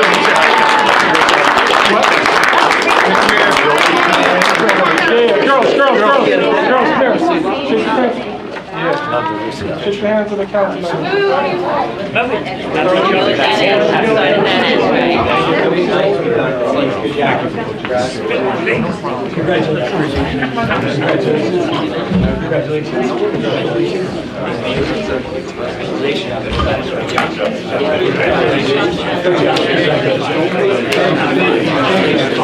didn't know it was going to happen.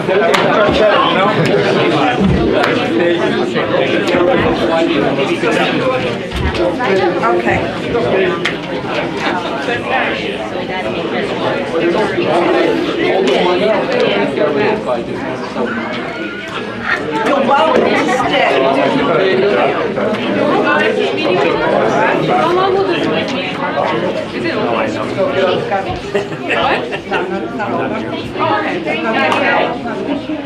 That's why you. So we have an introduction of an ordinance, 23 Code 904. It's an ordinance amending Chapter 7, Section 16 of the Code of the Borough of Oakland related to permit parking. And this all comes from parking down at the Colony Park Avenue areas. Is there a motion to introduce? So moved. Second. Roll call. Councilmembers Kamala? Yes. McCann? Yes. Dignatelli? Yes. Saliani? Yes. Kuzinski? Yes. Palomino? Yes. And final hearing, May 24th. May 24th. You can get a copy of the ordinance before the May 24th meeting, and that's when we will have the open one. So, we're up to work session, governing body member salaries. Councilman McCann, you put that on the agenda. I did. Going back to what we discussed a few weeks ago, there are a number of towns in Bergen County where members of the governing body operate in a similar fashion to members of zoning and planning board, where they are volunteers. And given the discussions that we've had and the need for money in the borough, as articulated as to why we passed the ordinance to allow for cannabis cultivation and delivery in our community, I thought it would be appropriate to put on the table, since it's going to be a number of years, apparently, at least as it relates to the first applicant right now, before they reach their projections of maximum gross revenue, which are top out of around $20,000. I thought this governing body, in light of the fact that the town is so strapped for cash, that we should discuss volunteering, giving up the stipends, the $6,000 each that we receive. And that would be immediate. Do we have to amend the budget, Mr. Young? No, just don't spend it. Just don't spend it? Okay, discussion. It's a work session item. Waiting to hear from all the council members. It's work session. Is anybody going to speak? No one wants to speak about it? I'll say something. Go ahead. I'm okay with it one way or the other. Obviously, we're all up here as volunteers, just like all the other boards. I think we've certainly been privileged in the fact that we did receive a salary for all these years. And so, I mean, I'm okay with repealing it. Anybody else? Yeah, I really don't think, I mean, for me, I don't consider it to be a salary.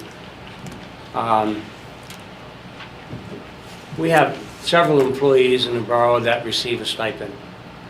And for me, a stipend recognizes a title that is not full-time, that is part-time and puts in several hours or many hours in regards to that job title. If we're going to take our stipend away, I don't know, Mr. McCann, do you want to take all stipends away in the borough? No, absolutely Okay. not. It's not a stipend. If you're referring to LoSAP and things of that nature, no, it's very different. No, I'm not. I mean, I consider it a stipend. I know you do, but it's... Technically, if I'm wrong... It's in the salary ordinance, so it's considered a salary. I'm wrong. Right? But anyway, I don't consider it a salary. It's a small amount of money. $6,000. But whatever the council decides, we have to go along with. Council Talamini, Councilman? I don't have anything. Nothing to say? No. Councilman Slazinski? No comment. Councilman Saliani? Yeah, I will say a comment. At the end of the day, we all put in a lot of hours. And it's, I don't know what's deserved, what's not deserved. I think if people individually want to do this, I think that the bill will move. I really do. But I don't think it's a vote by the council. I think the individual decision. I agree with that. Basically, I mean, I don't vote. I won't get a vote unless it's a 3-vote tie, and then you'll decide, then you'll learn how I would vote. But I have to tell you what I do with my money. I give it back to the town. I buy dinner tickets, I give it to the Boy Scouts, I give it to the Girl Scouts, I give it to the Fathers Club, I give it at the carnival. I mean, I put into a separate account, and that's all I use the money for. I don't use it for any personal use, but that's me. I don't vote, and depending on what happens, we don't get the money, we don't get the money, but it's not true. Most of Bergen County towns, because I did a survey with my mayors, and as you know, I'm in charge of the Northwest Mayors Group. I'm also treasurer of the Bergen County League of Municipalities, and more than a majority, a super majority of the towns do take a salary because the people put in so much time. And I will tell you about my time with the Patriots Way Bridge and with sewers and with roads when I get to speak.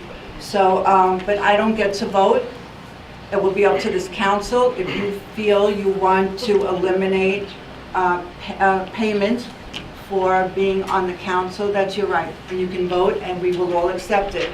If you feel that you want to keep it and each person can decide to donate it back to the town, that's another vote. So at this time, what would you like to do? Would you like to put this on the agenda for the next meeting for a vote? Well, what happens? It goes into, I think we should put it up for a as a, vote. what is it, an ordinance? It's gotta be an ordinance. Ordinance. It has to be an ordinance. So the ordinance will be introduced, all right? Does everybody agree that it should be introduced at the next meeting? Do we do this as a vote, or do we do this? I'm going to by vote. Councilman Talmini, What are you asking me, if it should come up for a vote? so we introduce this as an ordinance. No, I think this is petty. Councilman Kamala? Yes, sir. Councilman Pignatelli? I'm sorry, Mr. Town Meeting, what did you say? I believe this is a petty argument. My sentiment, exactly. Okay, it's 2-1. 2-1. Councilman, well, it's yours, I assume you're voting Yes. yes. Yes, Councilman Slazinski. Same, petty. Damiani? I don't think she will vote. Okay, so majority. And again, we keep the salary. However, everyone has the right to donate it. Everyone has the right to do what they want. And if they want to give it all to the Boy Scouts, Girl Scouts, rec. I mean, I spent all the money that goes back into town, so. May I say something? I don't know how something could be petty. I haven't taken a dime since the day I've come into. But you also don't show up at everything, No, so you don't pay for You spend a lot of money in town. Mayor, it's called leadership by example. I didn't take any money, okay? And this council decided to bring marijuana distribution into this community because of money. It's out of order. When we're talking about salaries, we're not talking about cannabis. Well, it's the reason for. Why don't you wait for the ballot? And after the ballot is voted on, then we can have a real discussion on how people feel in Oakland. Yes. How's that? Wait for the ballot for what? No, wait for the election, at the ballot. Referendum. When it'll either be yes or no. And if it's yes, they want to have cannabis, then it's a discussion that doesn't need to be taken. If it's no, then it's a real discussion to be taken, correct? Well, Right. what do you mean by a real, what's your definition of a real discussion? Well, if a majority of the people vote, yes, they want to have cannabis in Oakland, why would we keep bringing it out if we represent the town? I don't understand what you just said. It makes no sense. What do All you right. mean by real? All right.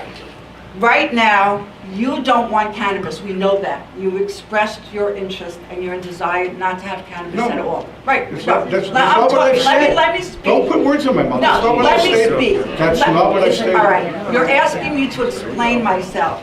So right now, I'm explaining myself. I am saying that we have a ballot question in November, and the ballot talks about whether or not people in Oakland, the voting people in Oakland, feel that we should allow cannabis in Oakland or not allow cannabis in Oakland, correct? Right, that was Correct. my initiative. Right, correct. That is your initiative. Correct. Now, if it comes back with the same percentage of the people that voted to legalize, which is 2/3 of the population, even though some of us may not want cannabis, but we are here elected to represent everybody and a majority of the people. So if it comes back that the vote is, yes, we want cannabis in Oakland, then it's a moot point. However, if it comes back that 2/3 of the people don't want cannabis in Oakland, then it's a real issue. Oh, so you're saying until it's voted on, it's not a real issue? It's not because we already have it. We Because have you an declared ordinance. it's not? We have First an of all, ordinance. it's not 2/3 of the population that voted for it. You're really misstating the statistics. It's 2/3 of the voting, well, 2/3 of the voting public. No, 2/3 of the people who voted. Okay, you're right, That's a you're right. substantial And the difference. same people who voted also voted for everybody up here. Yes. The same amount of people, so, Well, it actually wasn't the same amount of people. well, I don't have the exact numbers in front of me. If I would have known, I would have brought them. At this point, Are we getting a ballot on this in the mail? How does this work? well, we'll talk about it in a minute. Wait till the report. Okay. All right.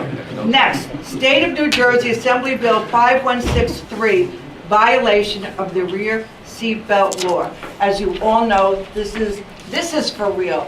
That this came from our own Assemblyman, Bob Orth.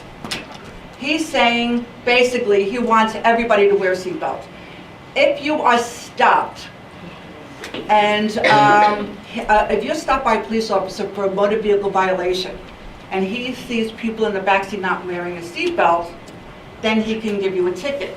But he can't stop you. Currently, the law is, if he sees you driving by, he knows, oh, the people in the backseat are not wearing seatbelts, he can't stop you and give you a ticket. So that's what this bill is. It allows him to stop you, give you a ticket, if he sees the people, the passengers, regardless of age. You could be 8 or you could be 80. If you're not wearing a seatbelt, the officer can stop you and give you a ticket. So you're saying it's an initiative for probable cause? This is the bill that he's been, did I explain this correctly, Richard? I don't understand. Is it something that is now to the level of a probable cause? No, So that you can pull over? Councilman, the bill itself, and the language is that it repeals it being a secondary offense, so it would be a primary offense. I think was the language used in this. Right, that's what I'm asking. Yeah. That's what the legislation says. So for example, he could stop you for speeding, he stops you and he says, oh my goodness, you don't have seatbelts on, he could give you another ticket for the speeding, you're a former cop, for speeding and the seatbelt, correct? No, he can, so let me.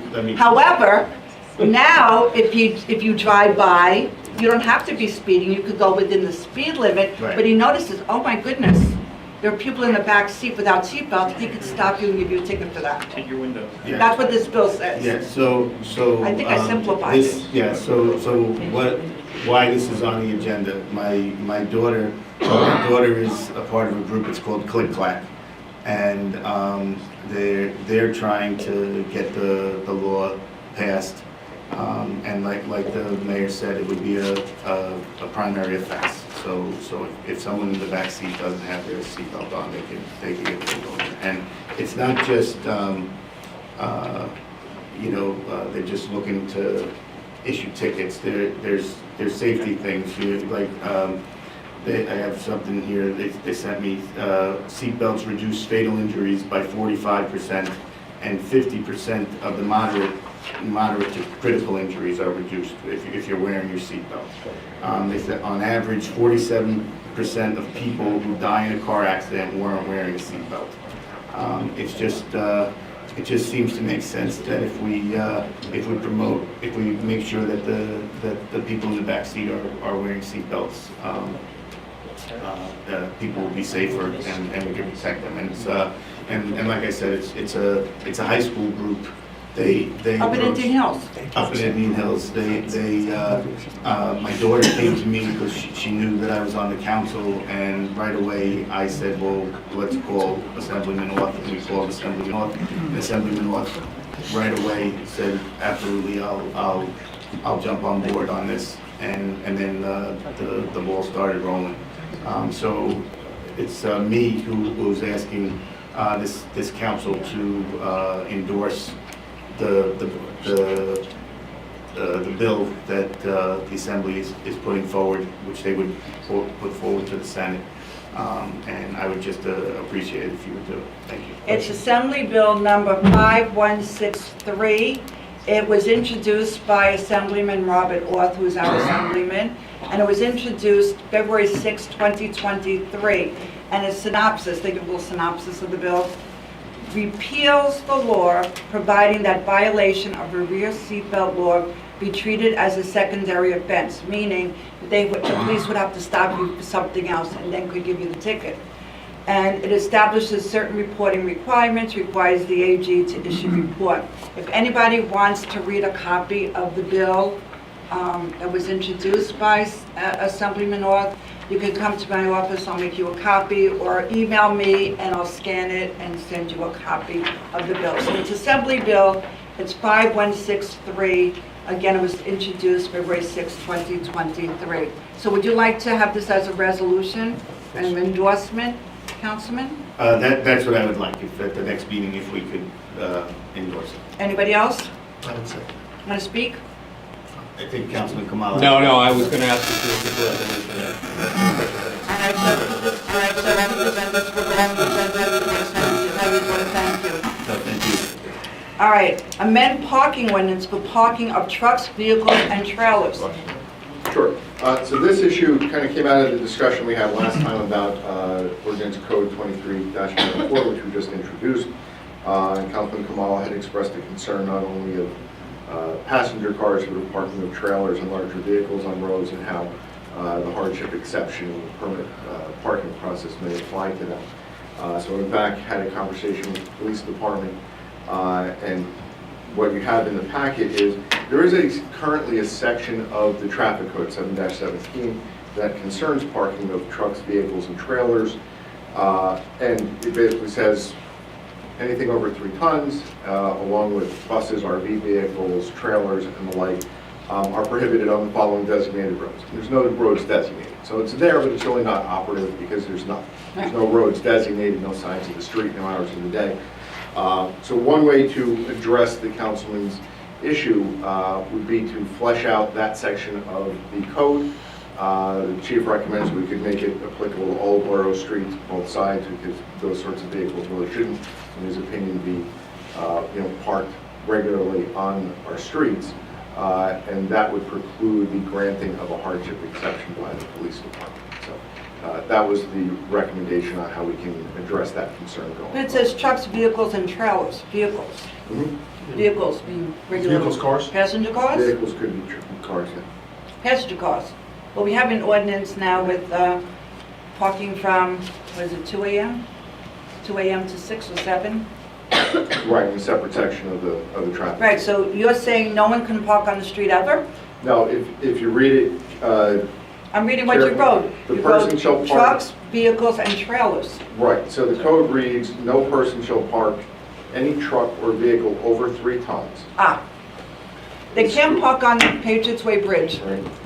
A school bus, any other type of bus, recreational vehicle, camper, boat, or trailer between the hours specified upon any of the streets or parts of the streets described. So it's over 3 tons. As I read it, and maybe the attorney can. Is that what you're, weigh in, I read it is as that over the 3 tons, recommendation? As over 3 tons and any sorts of trailers, RV vehicles, etc. But Which are mostly going to be over 3 tons, but we can include both locations. So does everybody want to move forward on this? Anybody questions? So I do first I want to thank the borough administrator for talking to the chief and providing an answer on this or a solution for this.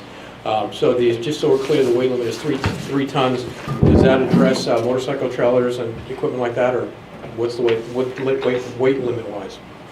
as I read it, it's anything over 3 tons and these other types. All right, so it's categorized by the type of already. vehicle. Okay, so trailer and everything else. Okay. That's how I understood it. All right. Then I'm comfortable with it. All right, so we'll see a draft, and everybody will review a draft. Would you like us to move this forward for something for introduction at the next meeting? Well, I think we need a draft first. Well, all it would be is essentially your current code language and just the section there regarding names of streets and locations. It would just be all. All right, so but everything over 3 tons, you're saying? As I understand the way it's written, it's anything over 3 tons and RVs, campers, trailers, etc., regardless of weight. In the street? In the street, on a public roadway. Capital ordinance. So are we moving this forward? Everybody says, everybody was shaking their head, no one's speaking. Speak. So are we moving forward? Yes. Okay. Yes. They're shaking their head, so now they're verbalizing. Forward. Okay. Mayor, can I get an answer to the cannabis? Are we getting the ballot in the mail? Just quick yes or no. You keep on raising your hand and moving on to the next thing, next thing, next thing. You I never said answer we- the question. Just answer my questions, please. Yes or no? It will be on your ballot. We'll get it in the mail. No. How do we On get your it? ballot, when you go to vote, it's on the ballot. You will get instructions. Council. It's a question in the general election, just when you vote for everybody, it's going to be a question on the So ballot. it's going to be another. Right. Okay. Capital ordinance. Okay, so this is sort of the end part of the budget process. Once we adopt the budget, we bring our full capital plan forward to you. It utilizes funding that was contained in the capital improvement fund line item as adopted in the 2023 budget.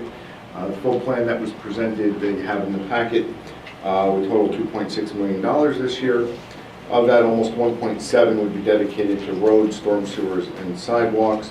$145,000 would be spent on various building improvements, $65,000 or so for technology upgrades, and the rest would fund a variety of equipment and vehicle purchases, including the annual purchase of 2 replacement vehicles for the police department, and in this case also a replacement for the senior center bus, which you can say is at the end of its lifespan, is kind of charitable. It's given us good service.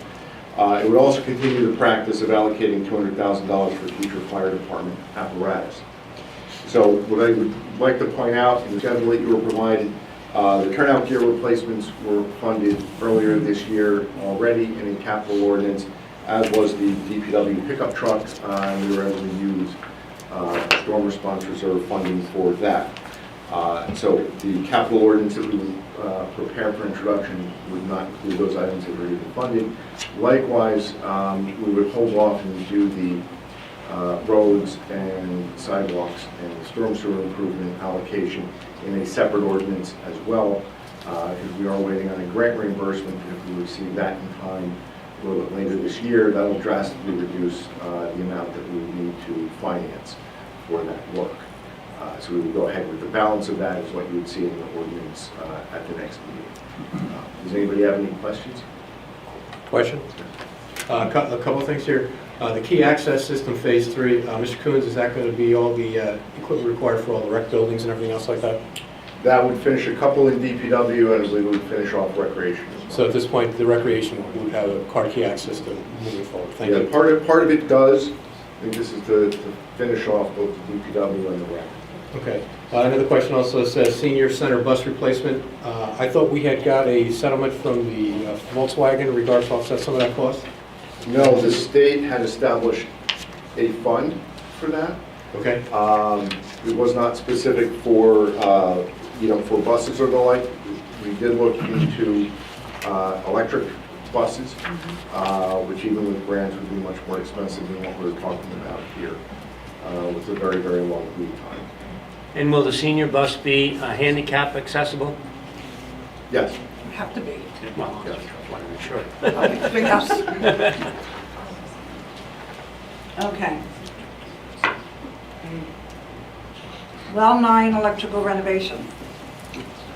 Okay, so everybody's good with bringing that forward at the next meeting? Okay, thank you.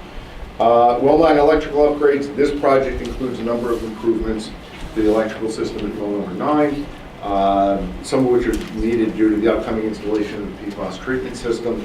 In particular, you're looking at a new diesel generator, new electrical panels with additional space, and an automatic transfer switch, and importantly, rearranging some of the system components within the structure to make sure that everything meets the current electrical code requirements. So this is something that in part we've sort of had on the project list with the iBank for a number of years, waiting for funding authorization through them. We decided to advance the project in conjunction now with the PFAS project and get it all done. So the field investigation and design work would be for a fee not to exceed $20,000. And the idea here is that all of this would be done before or during the implementation of the treatment system. Is this a gating factor for the treatment system? I'm sorry? Is this a gating factor if this is not done, because delays with this doesn't? Yeah, this is work that really needs to be done in order to install. And have we got any other materials delays that we have to worry about so far, or is that long process? Nothing that we're at this point. All right, the next item is short-term rentals, boarding house ordinances. So is this also going to go, I had brought this up, this was brought up a long time ago. You're absolutely correct. And that it was dropped. Nothing was pursued. But I made an announcement that a few meetings ago, it must have been like a month or two ago, it was very cold, so it might have been last month. A resident called me and said she has young children, they walk to school, and across the street is an Airbnb. It was a single-family house that was converted to a two-family house, and they advertise it as an Airbnb with two separate families. They're not related, and I had the inspector go up there. And then, is that also going to be part of this, the short-term rentals, the Airbnb? Is that what Airbnb is?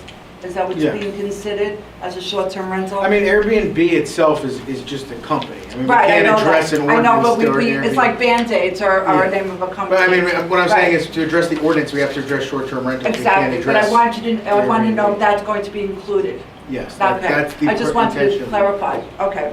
Yes, so you have the questions.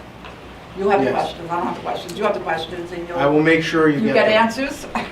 Questions and answers, and then we will follow up.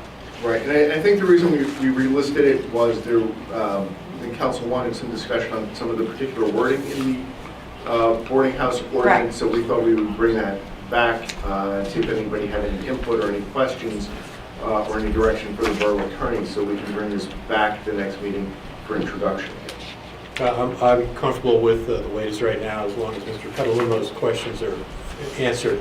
But I think certainly if we can bring it back and then move this ordinance along. I'll get the questions and the answers. And I know that the borough employee, excuse me, I forgot Yes. which one it was for, he did provide a response to some of them today. I think there's Correct. one question still outstanding, so we'll make sure you get those answers. Right, there just hasn't been enough time to really move this today because of the answers not being forthcoming, so next meeting. What are the questions? We waited this long. Get it What's right. another 2 weeks, right? That's your, Fine. not like the bridge, right? Okay. New business. All right. I'm gonna bring up old business, the bridge. I'll bring it up, and the roads. And Hiawatha Boulevard. If anybody lives on Hiawatha Boulevard, I had a resident call me and email me, and we spoke. Apparently, people on Lakeside are going down on the upper end of, in the 200s, the upper end of Hiawatha about speeding. I called the police chief, I spoke with the police chief, and he said he will have some police up there to monitor and see what's going on. So that's Hiawatha. Roads. The roads are a mess. I absolutely agree with everybody. And I've had many residents, actually daily, I get emails and phone calls about the roads, and I agree, they're awful. And especially Lakeside, and you know I ride a very small car. I did it twice, and I can never do it again, because I don't even know where to drive on Lakeside. It's a mess.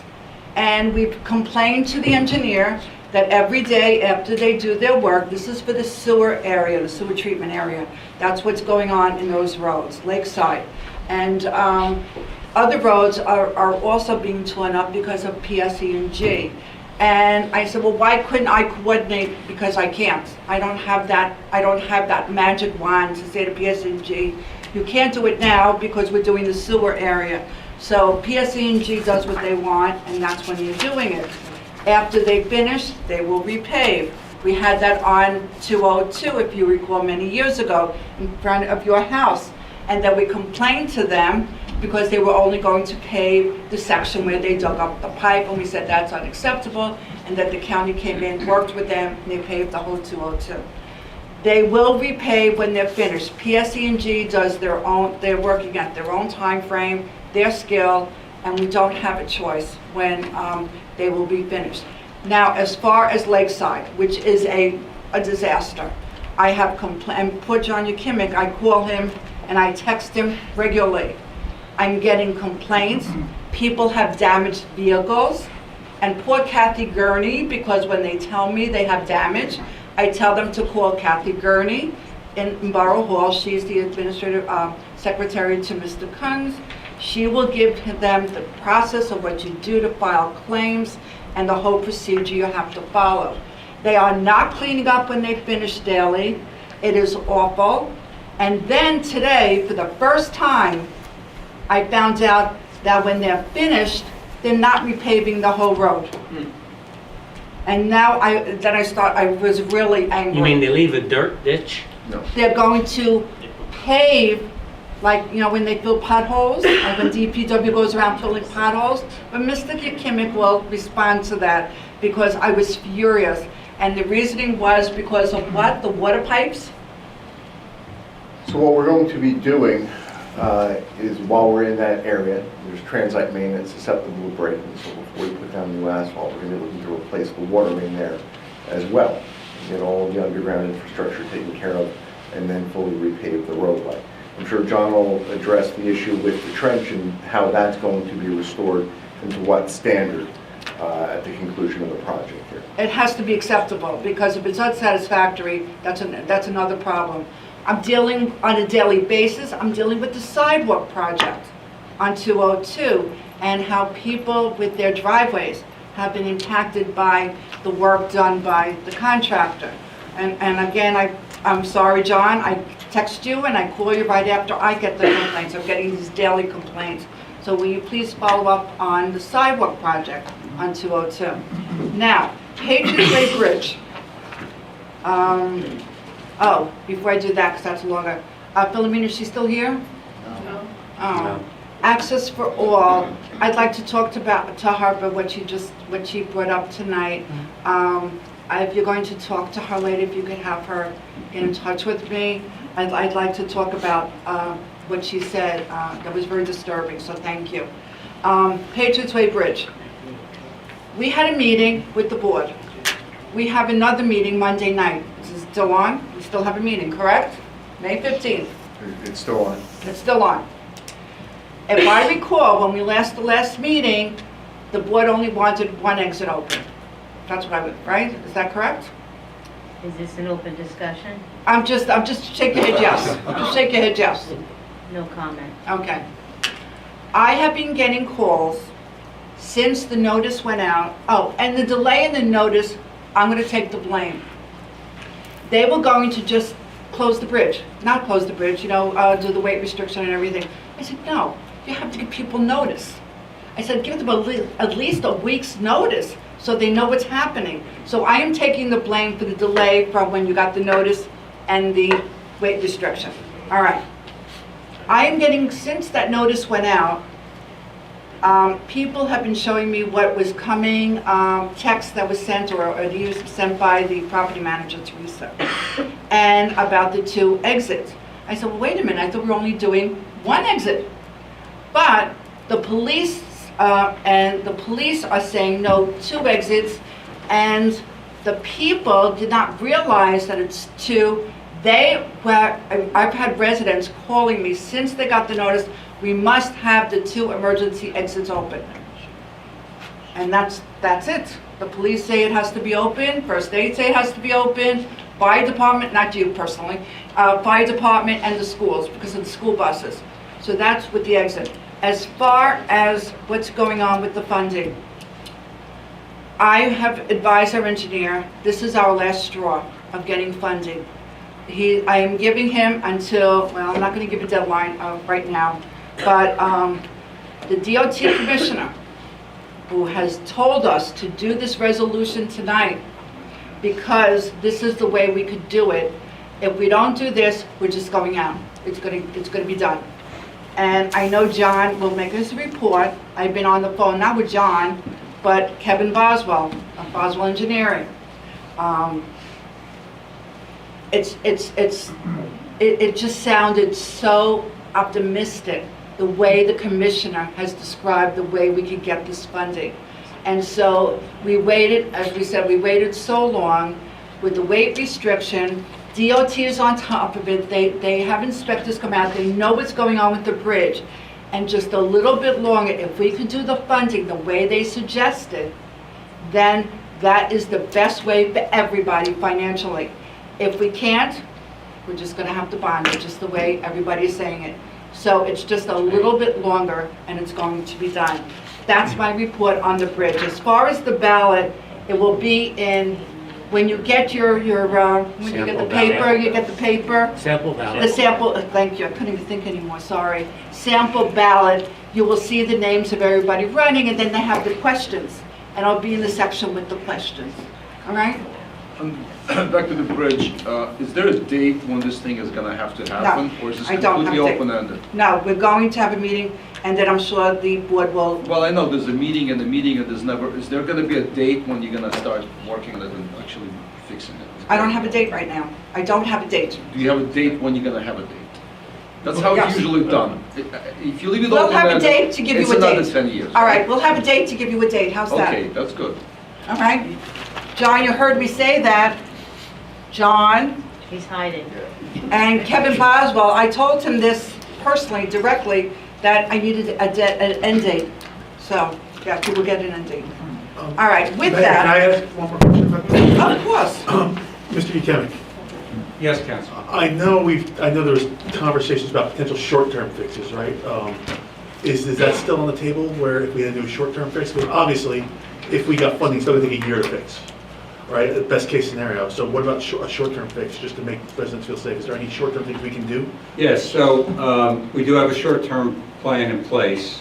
Unfortunately, the short-term plan is the most nauseating, which is to post the bridge for 3 tons. Once that's done, or immediately, we've solicited 3 quotes. We've gotten some quotes from some bridge contractors to fix the particular problem area, with the goal of raising that 3 tons to possibly 10, 12, 15, in consultation with the bridge inspectors that have inspected the bridge. So the goal is to start at rock bottom, the most nauseating, and then to move upwards. The first step of that is there's a plate in the westbound lane about the center of the bridge. That's approximately where the real problem area is. We have a proposal from a contractor to lift that plate and to get a better understanding on the causes of the 3-ton load rating. We're going to document precisely what's going on there, send it to the other engineers. So there's going to be an iterative process in the weeks going forward to raise this 3-ton until the bridge goes out to bid to get replaced. So I hope I answered your question. John, Right, yes. John, let me ask you a question, because I'm a little confused.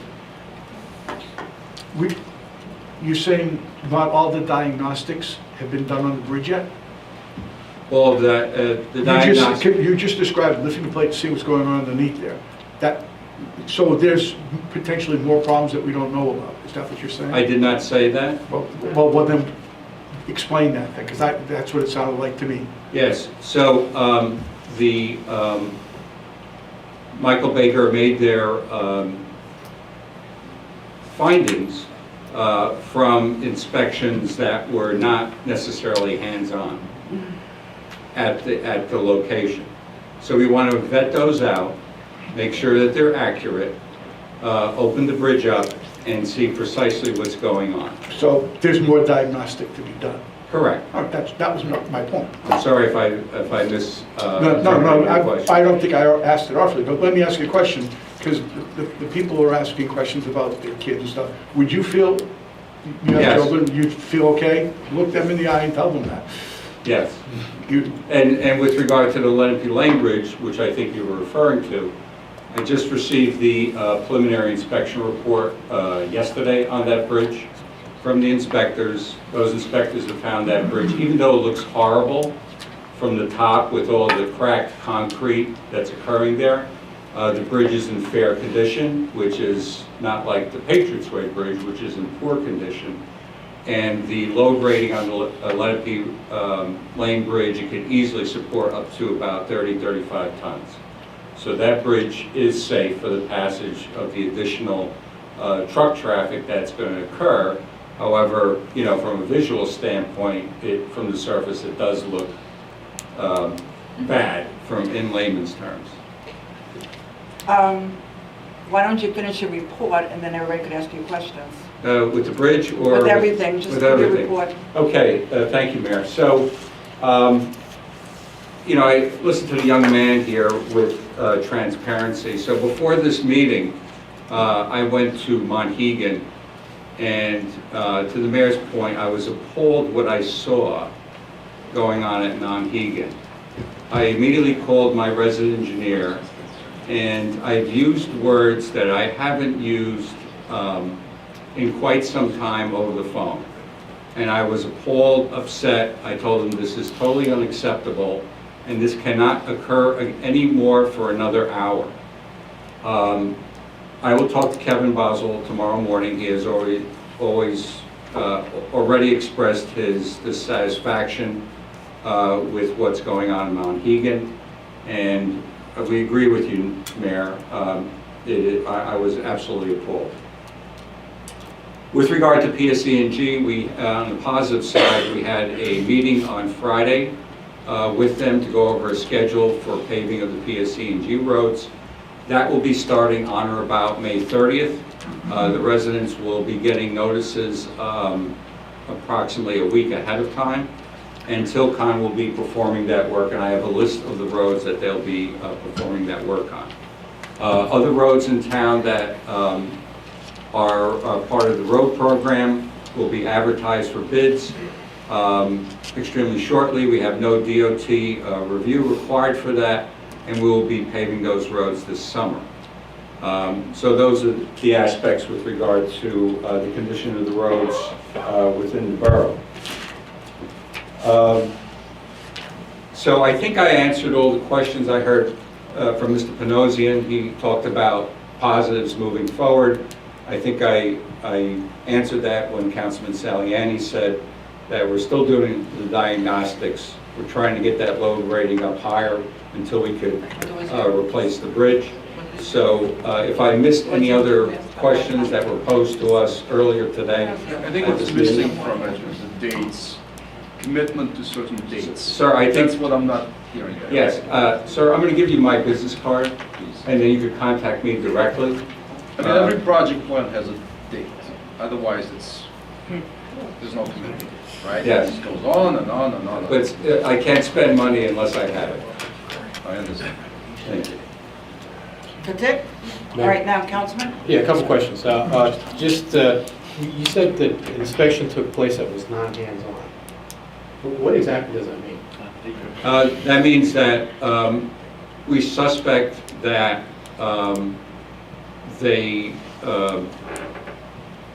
did not, well, I know for a fact, because I talked to the inspectors, I asked, did you make a hands-on inspection of the problem area with a, hands-on is hands-on, basically put your hands on the problem area to get there. They said no, they reviewed it from a distance, and I said, okay, I'm not sure if that's acceptable, I want to, you know, look at that a little bit further. And, you know, when we give these rating recommendations of 3 tons, we always err on the side of caution.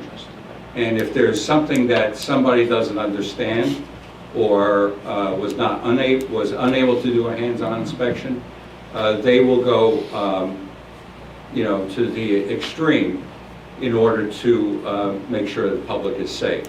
So I suspect once we look at this area, do the diagnostics, I expect that to go up. And then we could have direct access to the repairs there from these contractors to get the bridge posting up higher than 3 tons. And when do you expect this hands-on inspection? I would say within the next week until I could get a, talk to Mr. Coombs about, you know, the pricing, and I have to just touch base with 1 or 2 of the other contractors. So we'll have a report for next meeting, a price and all that's going to cost? Yes. Okay. Another question for you also, just on behalf of the residents. Right now the bridge is shovel ready, and let's say the Grant Ferry comes along and gives us millions of dollars. Okay.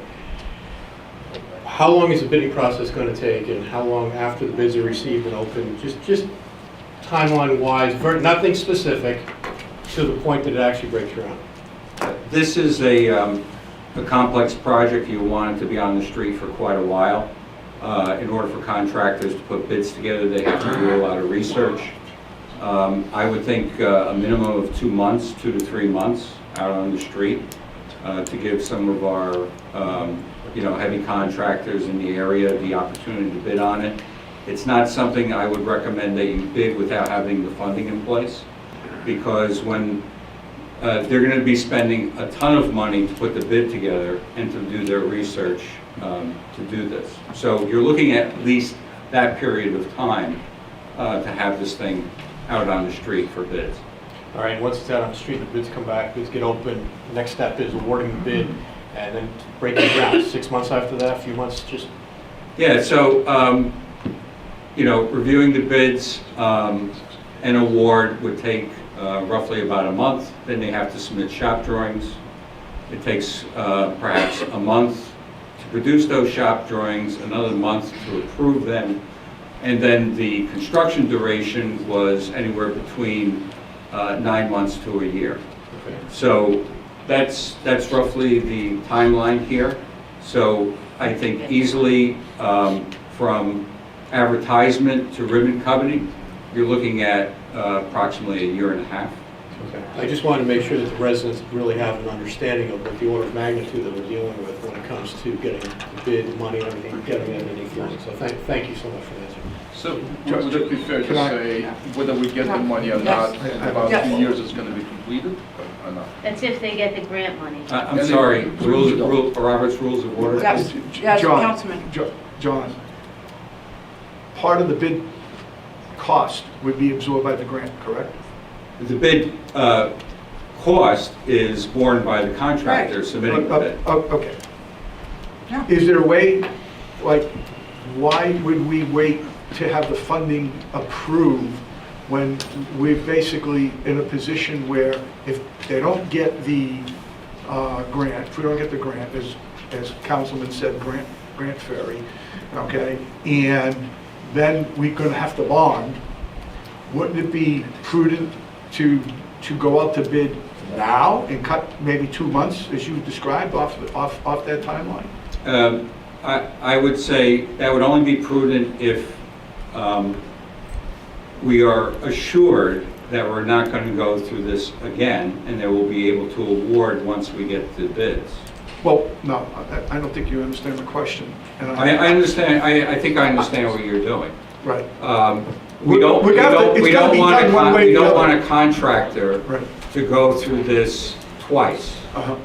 We want contractors to go through it once because they're going to be spending a tremendous amount of time and effort to put a bid together. It's sort of like crying wolf, and if you are in a position that you must award within a certain period of time, what's the period of time, Mr. Gonzo or David? 60 days. 60 days. We could do that.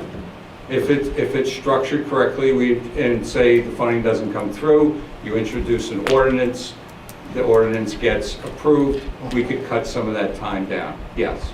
So we could do that. We could go out to bid. I wouldn't suggest going out to bid until we know about this state grant, okay? Because a lot of times there's standard language there that says that you do anything before the state grant, it's not eligible. But what we can do is make sure that the bond ordinance is done and in place. We do not need to wait until we start the bid process for that, right? So that's something that can be truncated so that it does not hold anything up. Yeah, I mean, I was going to buy my daughter a car a month ago. They decided to wait a month, and interest rates went from 4% to 5.5%. So whatever we could do, as pointed out by the residents 4 years ago, 3 years ago, the interest to the town would have been a lot less than what we're facing now. So should we start securing bond funding for this now? Yeah, we can start. No, we don't need to secure any funding right now. We have an ordinance in place that has authorized some amount. We need additional authorization. Beyond that, we have sufficient cash flow at the moment that if you wanted me to put a shovel in the ground and pay the contractors, we can do that. We'll be tight until we get a note out, because we probably do a note first until we realize finally we anticipate interest rates starting to come down, possibly near the end of the year. So we would probably note for a year or two until we get better financing. So a bond is not something we need to worry about at the moment. We just need authorization for the And let's just draw a distinction between the bond ordinance, right, which authorizes the funding, making sure that you have enough there so that you can award a bid, versus the actual financing, which is how you're actually paying for it. So A little bit different there, so- two sides to that coin. So just to follow up then, if we haven't done the final diagnostics on the bridge of what's really, what's wrong, it may be nothing, as was pointed out, or it may be something. How do we know what amounts that we're looking at? I think what John is talking about was an interim repair that may affect the amount of the load rating. Correct. Okay? And And what only- he's talking about there is, instead of just looking at it from underneath and having contractors provide estimates based on that, let's open it up. Let's make sure we know what we're looking at, so if we're going to do some sort of a temporary repair, the contractors can perhaps refine their pricing and make it a little more accurate before we do That's anything. what I'm saying. But that's only for a very small interim measure. That's on a fix. The financing in a project is to replace the superstructure. Right. The whole thing is going to go away. So what he's talking about is a potential interim to increase the weight that will not substantially affect the cost of the whole project. That is correct. Any more questions, Mr. Yukimic? All right. Council committee reports, Councilman Tolman.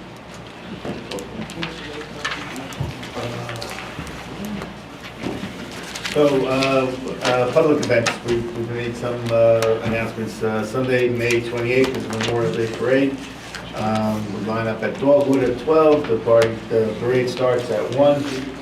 It's really a nice day. It's important. It's for our veterans, and it brings the town together, and we get to see Councilman Pignatelli in the skirt. Kilt, it's a kilt, it's a kilt. And then also the carnival, like Chopper said, it's really this is where we make our money. It's important for the town. It's a great time. Please come out and support the carnival.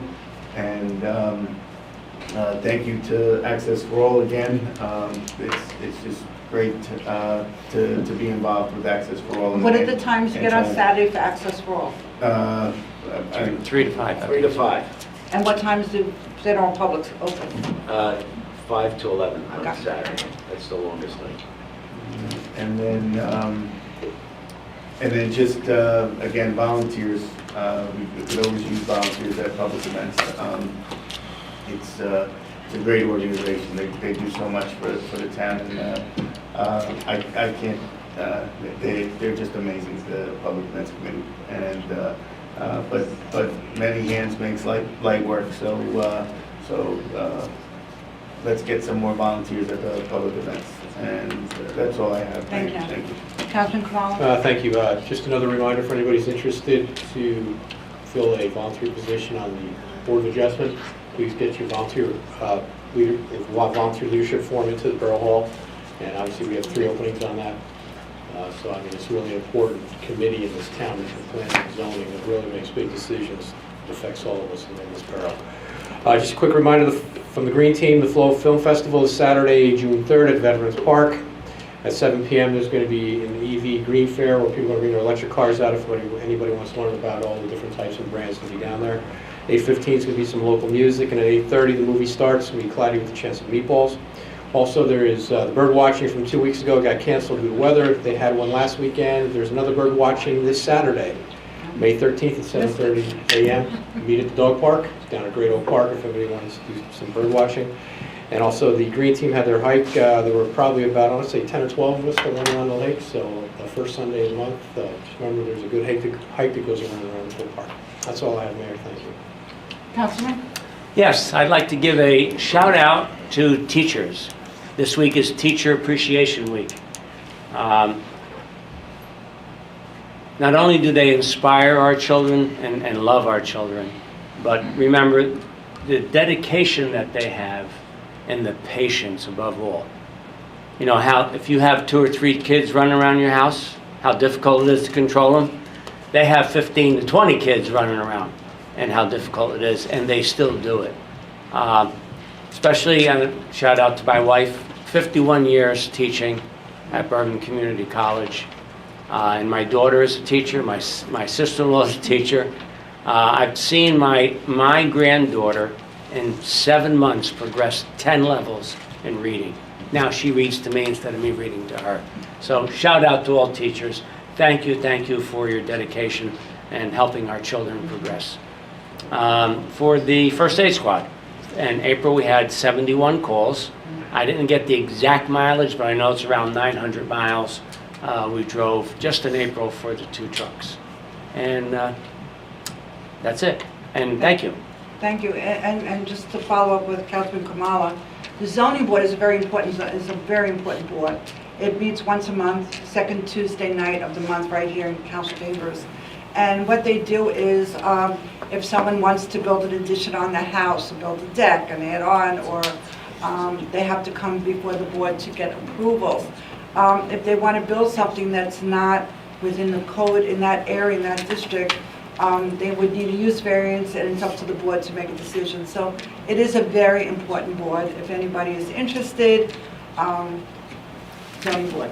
Yes, Councilman. I believe it's May 15th. It is the beginning, as Councilman Pickle talked about teachers, it's going to be Police Week for police officers. Yes. So big shout out to the police officers in the state of New Jersey and across the country that we support. On the Public Safety Committee, in light of the ballot question, what I'm going to do is, we're going to, along with the Administration Committee, we're going to call a meeting and start to get some public safety input into the cannabis in Oakland situation. The police didn't really weigh in on the law enforcement side outside of parking, as it did going back to the committee, our committee. So we're going to get some good reports from different police sources. I'll be speaking to the chief. We'll also bring in the mental health people to report to the Public Safety Committee as it relates to that, and we'll report back to the town. Just to clarify, we did get input on the ad hoc committee from police and from mental health officials. Yes. I was on the committee, I heard it. It was on Zoom. Well, there's nothing in the record. Well, it may not have been in the minutes, but it was on Zoom. Talk to Frank Dependable, he took minutes. We'll get like people from Columbia University, people involved in mental health, people involved in the medical community. And maybe it's redundant, but that's what we're going to do. Okay, but just for the record, the police did participate. On parking. They participated more than on They didn't talk about crime. They talked about security. I'm telling you, I was on the committee. I spoke to the chief. Can we move forward? I spoke to the chief, man. Well, so did I, and he said he didn't say that, so we'll move on. Can we all move forward, please? Please, Councilman, anything else? Slazinski, anything else? Thank you, Mayor. My Oakland Communications Commission update. The newsletter committee, the welcome website and social media, and the bulletin board committees continue to search for additional volunteers. The television committee is also searching for volunteers, especially if you have editing experience. If interested, you can contact me or Chairman Ryan Schwartz at occ@oakland.nj.org. You can also learn more about the group at their next meeting, which is July 10th at 7:30 here in council chambers. My library update, on Sunday, May 21st at 2 p.m., the library will present Gardens of Spring, performed by acclaimed international concert violinist Dr. David Podles. Dr. Podles will showcase composers who pay homage to this romantic, playful, and exciting time of year. You can sign up online or call the library at 201-337-3742. Also, the hotspots that the library has to loan out has been upgraded to 5G. And they have also added the Museum of the Dog in NYC to their Museum Pass program, which now offers access to a total of 8 museums in the area. Details about this program, as well as others, can be found on their website. Lastly, they are holding their Board of Trustees meeting tomorrow night at 7 at the library, and all are welcome. Thank you. DPW report. I know everyone's excited about this because we talked about streetlights. So once again, DPW reminded me to make sure that we report streetlights that are out at 201-337-8103. And so far, we've had 27 streetlights reported, and 23 have been replaced or upgraded to efficient LED fixtures. To report potholes, please also call 201-337-8104, or by filling out the service request form on the Borough website, so that DPW can fill potholes. If there's any potholes in areas where we're doing construction, we'll make sure it's appropriate to the appropriate agency. For shade tree, if you were part of the Adopt a Tree program, you'll be receiving an email already, or will be getting it next week. The trees are in the Adopt a Tree program. We actually have more participants for the Adopt a Tree program, and we actually have trees. You'll be getting contacted to have your trees planted, and that'll be coming out in the next week or so. So thank you for participating. On the shade tree, we are missing 2 members. We have 2 vacancies. Please, if anyone wants to join the shade tree commission, please, as we need some members. We have some people on vacations, things going on, and we need 2 more members to make sure we have a quorum every meeting. For recreation, we have sports clinic stops are still going. This is for baseball, basketball, football, softball. These are all coached by Indian Hills coaches. These are great ways to have your kid introduced to high school coaches and also to meet people at a grade level. So please participate in these counts. I know kids they went from age 6 to age 14 to all these Indian Hills coaches programs, and it helped them assimilate, meet kids when we get to high school. There's a lot of good things that happen. It's not just the sports wise. You meet kids from other age groups. Soccer, football, and cheer shops are presently underway. The mountain bike tryout clinics is free with the commission coordinated with Indian Hills High School. It'll be held at Indian Hills High School grounds on June 12th, and registration is required. For all registration information, please go to www.oaklandrec.org. A reminder that the baseball parade is June 3rd, and I also want to thank the Public Events Committee. I know Chopper touched on it, for inviting Oakland Recreation to have have athletes participate in the Memorial Day Parade. I think that's a great thing, to have the kids walk in the parade. And then one last note, going forward, I will be the liaison to the Flood Commission. I had the privilege of attending my first meeting on Monday, and Rich got to follow up to ask you, I sent those questions to you, and we're working on it. But going forward, I'll be giving you updates on the Flood Commission. That's it. What an opening. I could have sworn, Lee, you told me there was an opening. I believe there was one opening. Not that I know. Yeah. I will double check it. You told me, okay. All right, thank you. No problem. All right, motion open to the public. So moved. Second. All in favor? Aye. Hello, Mayor, Mike Guanino, 34 Harvard Street. I wasn't going to talk today, I was going to sit here. You were very quiet. Yeah, it was very quiet, except for handing out the certificates. But, you know, last meeting I mentioned how normal people can disagree and reasonable. It just seems that every time you want to say something, you got to disparage other people. We get it. You don't like cannabis. That's fine. But the fact that you have to constantly disparage the committee, we were tasked with the job to do something. We did an excellent job at it. You don't like it? That's cool. You can go meet with Columbia. You can meet with NYU. You can meet with any other person, any other pharmaceutical company who's against cannabis you wish to meet with. But disparaging other people and volunteers constantly, you can't say anything without disparaging. You can't. We all saw what you did to the engineer a couple weeks ago. I mean, come on, you don't have to disparage it. Quiet. Yes. Thank you to Councilman Talamini. Thank you to Councilman Picatelli. Thank you to Councilman Selinsky, and thank you to Councilman Salini for standing up to him tonight. You're showing us a lot that the 4 of you are going to stand up to him. He doesn't control his town. We can't allow him to control his town. Thank you. Hello. I see you have your phone out. I do. Yeah, oh, I'm sorry, Matt Goodrich, must be 72 your Hiawatha. notes. They are. So Councilman McCann brought up earlier. Wait a minute, you have to say your name and address. I did. Oh, you did? I did. Oh, sorry, I'm so busy watching your phone. It's okay. Anyway, so he brought up the 2020 election that he's still stuck on, I guess. So I just want to bring up this real quick. So I was able to pull up some stats here on my phone from the county clerk. So in 2020, 8,455 residents voted from Oakland. 70% of that, or 5,924 residents, chose to vote for question number 1, which is the legalization of cannabis. Of that 5,924, 3,942 voted yes, which is 66.542876.4%. So that's a pretty solid number. And then Mr. McCann, just for reference only here, so 2022, which was your election, they had a 49.15% turnout. You received 2,771 votes, so should we say that your election doesn't matter either and we shouldn't count that? That's not what I said. Well, No, but it's not a it debate. is what you said. It's not a debate. It's not a debate. It was rhetorical. It was Well, rhetorical. he's looking at me and asking you questions. So No, he's not asking He should you, be it's directing rhetorical. questions to you. Right. So then should we just, scrap all the elections that we're not happy with, if they don't turn out the way we wanted them to? Just curious. Because you had a larger turnout in 2020 than you did in 2022. And somehow this town closed their eyes and blindly voted for you, which makes no sense. I have to introduce myself again. Yes, you do. Chopper And your Russo, address. 392 Rampart Valley Road. Kudos to Manitou School. Got ranked number 7th in the state of all grammar schools. So that's really an outstanding thing, I forget.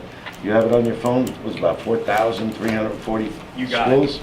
So to be number 7 in the state, that's outstanding. I said that last time, yeah. Rabari, for the last 5 or 6 carnivals, have always run the games a chance. Unfortunately, they couldn't get enough people together. But I want to applaud the Mothers Club and the Newcomers Club. They're coordinating together to run all the games a chance in the carnival. Wow. I didn't have it written down. I forgot, but now I remember. Thank you.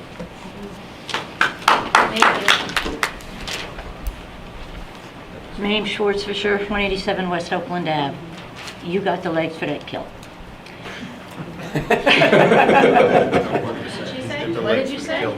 He has the legs, I've seen him in his kilt. That's not what I heard. All right, the cannabis plant's gonna be built, right? That's passed? Not yet. They still get licensed. No, we'll explain afterwards. Go ahead. All right, all right. I love explaining What that. I got in my head is that's gotta go to the planning board. They have to pass it. Does this have to be done in a 4-year period of time? Say this is back on the thing and it's voted down for some reason, I doubt it. Are they gonna be denied? Do you have an answer to that question? Let it finish because there's. Well, that's my question. That's your Will they be question. denied? At the end of public, you can answer, okay? Just write it down so you remember. Okay? Okay, thank you. All right, thanks. You just make a note. Otherwise, we should go. Guy. Jennifer Hansen, 12 Fieldstone Court. Thank you for some of the answers. There's a few more things. My house, though I live on Fieldstone Court, the property backs up to Ramapo River Trace. Okay. So I'm also really concerned about the additional traffic. One of my children, probably both of them, have developmental disabilities, and it's a real concern. People speed like it's the Indy 500 as it is. I know in certain parts of town, like oh gosh, blanking on the road now, but they have those things that tell you how fast you're going. I was going to suggest that. I think that would be a practical Yes. thing we need. I know there are other people who now they're used to living on a dead end at the either end of the trace, that don't have that anymore with small kids. So I would ask that that's definitely taken into consideration. Sounds like maybe it already has. What do they call but- speed? It's like a radar Yeah, shot. it's on your phone. We have portable ones in the police department. Yes. Yes. Okay, thank you. Yep. Your speed is. Exactly, yeah. And also perhaps increased police presence would probably be a good idea. Absolutely. Hi. Thank you William- for being in the television. Oh, you're welcome. Not on television, but it's. Yeah. Is it on autopilot? I'm in the television, not on. Is it on autopilot? William Sisti, 12 Eagle Crest. A couple of random topics. Roads and infrastructure. I'm actually quite happy that the town's all dug up. You're getting sewers, we're getting sidewalks, we're getting new gas mains. And new water pipes. And new water, whatever. We're getting new infrastructure, and the roads have to be dug up for a while. Secondly, if people can't drive down a construction road without wrecking their car, I got concerns about that. And I know there's liability insurance and things like that, but if they can't drive a road and go slow, that's not good.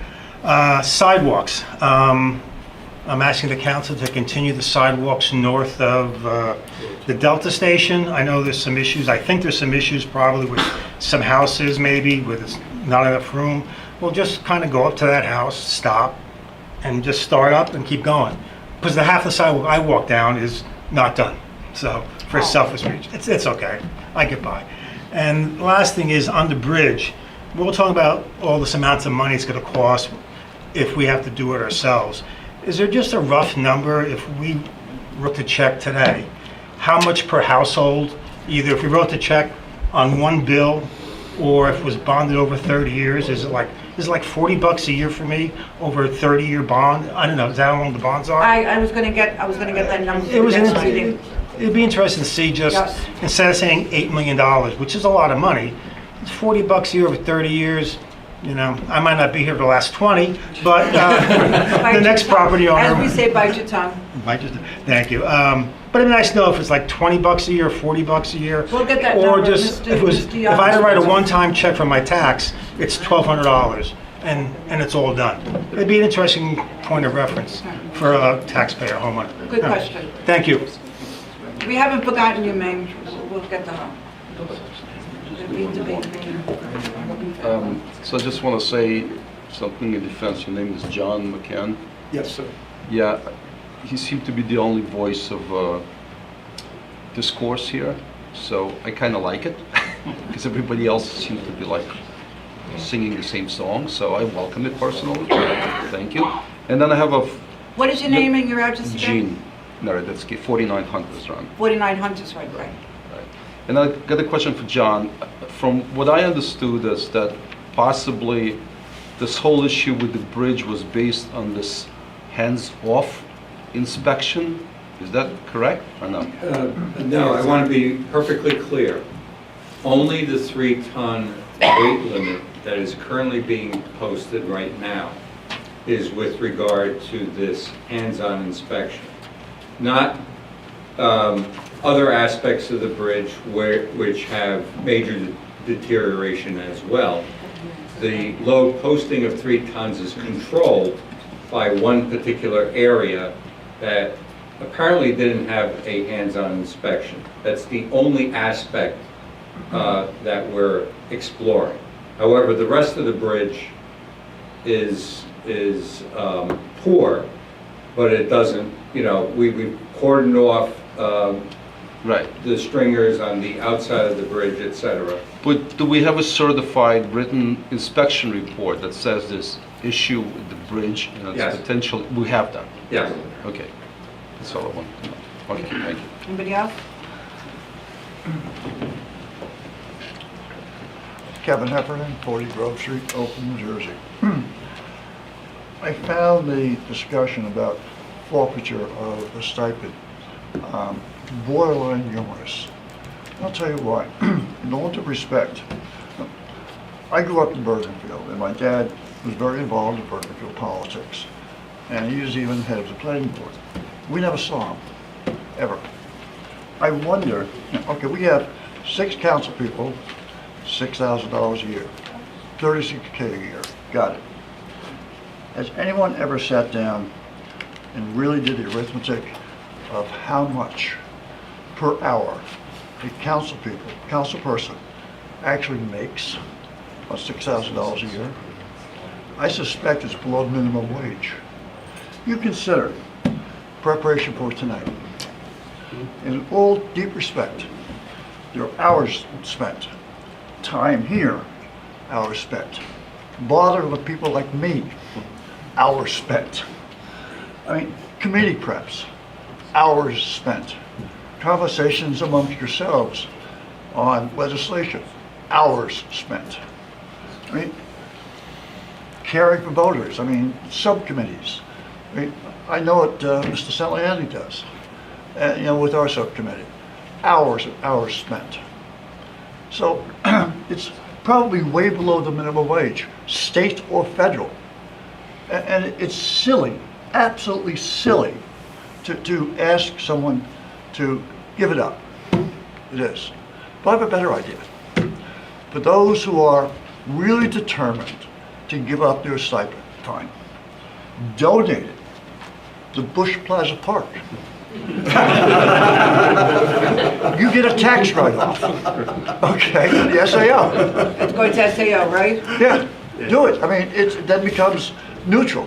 You pay income taxes on it, and you get the write-off. So why not? I'll tell you what, I'm not taking the salary from the town. I'll donate to Bush Plaza Park. Thank you. Mr. Koala? Thank you. We have two commitments. You know I've given. I know you have, okay? I mean, I give my soul to this town. Some people like it, some people don't. Sorry does it don't. And I don't get paid a dime. I do it because I love Oakland. Now, that would be an idea for, I would give up a stipend. Not a chance in hell. Sorry, no. I have too much respect for the people who work here tonight, every person on this dais, just to sit around and say, give it up. Not a chance in hell, no sir. Thank you. Thank you.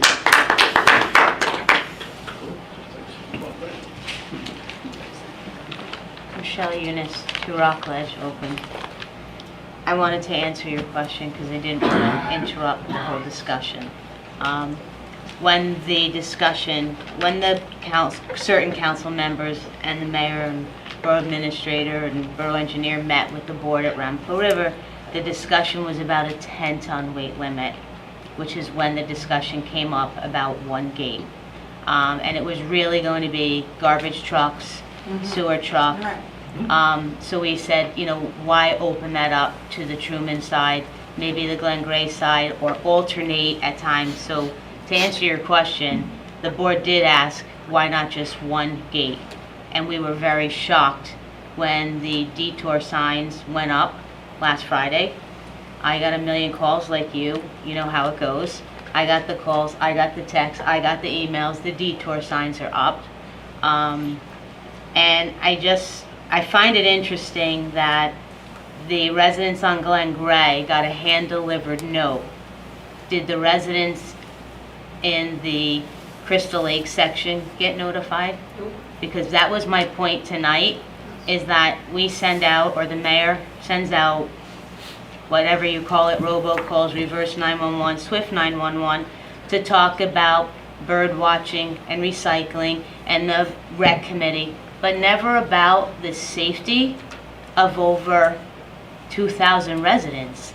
And, you know, we're worried, we're talking meeting after meeting about cannabis and the Bush Plaza and downtown revitalization. And I'm not saying it's not important, but what about the residents of Ramapo River Reserve, the residents on Glen Gray, and the residents in the Crystal Lake section? These residents, and I don't know what you're referencing about an announcement. The way the people knew about it is because they saw the signs, and then they covered them, okay?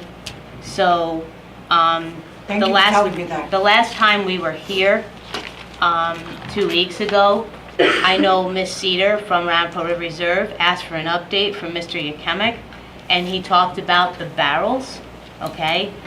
Why didn't he tell us that you had already ordered detour signs at that point?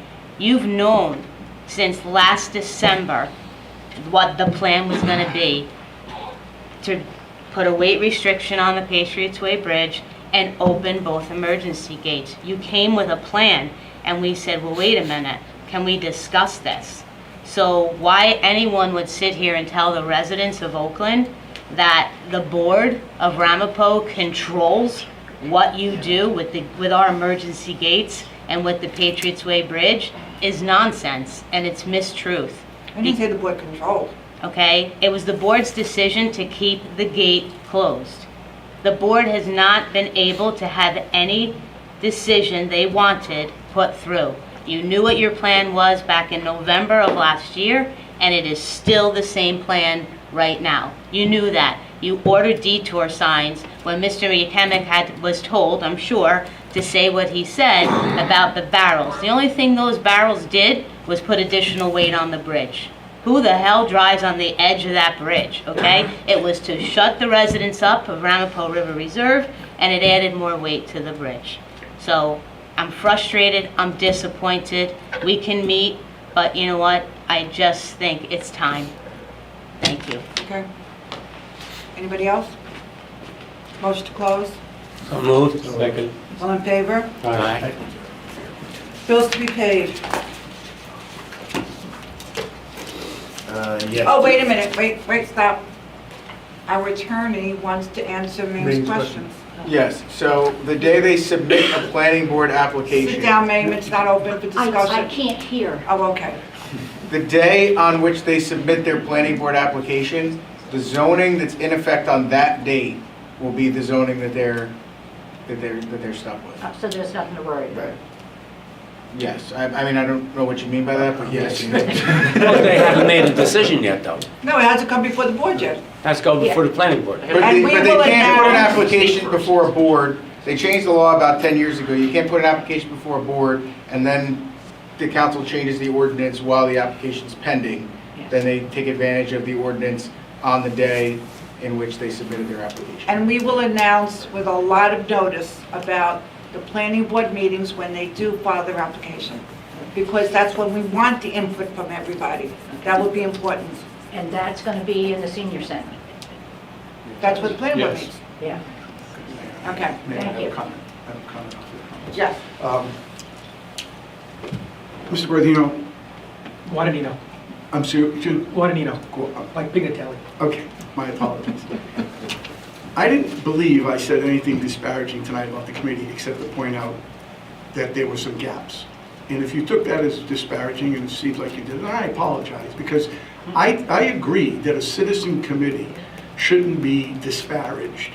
And none of the comments that I've made about the incomplete work of the committee. Incomplete work. Well, it's incomplete in terms of there's gaps that needs to be filled. Now, incomplete work is not a disparaging I understand comment. you're a lawyer. It's an You're disparaging. observation. Thank you. It's not a disparaging Thank you comment. for your comments. No comments. Okay, it's not a disparaging That's comment. You got Bill, thin all right. skin, I can't help Bill. that. But let me finish. As it relates to the salary ordinance and the council, look, one of the gaps in this committee was that there was no financial projections. And one of the things that the committee and the mayor repeatedly stated, we're going to bring in cannabis for cultivation and distribution into our town because we need the money. And there was no financial projections done at all. And then the best our financial projections could come up with from our CFO was about $20,000 4 years from now, if they brought in the money that they said they were going to bring in.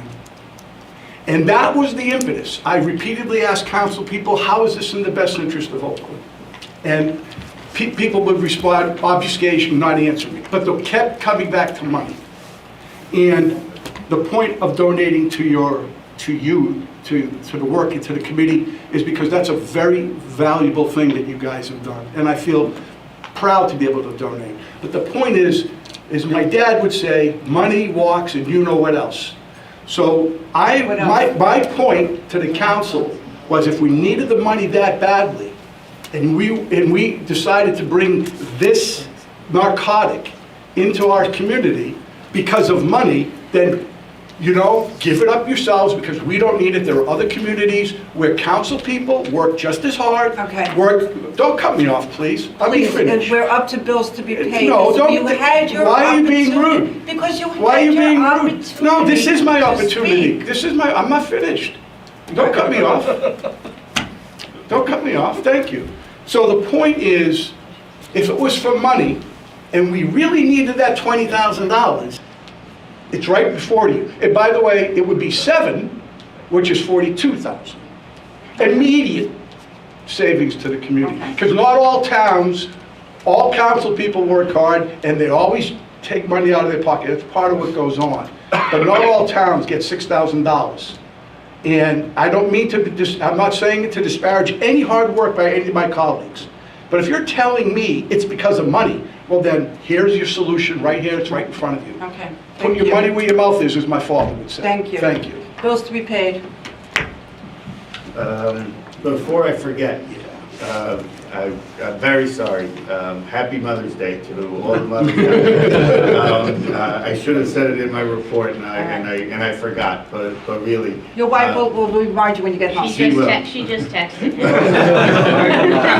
because there's no texting allowed. Oh, that's right. No texting. No, she didn't. But Sorry. really, happy Mother's Day. All right, bills to be paid.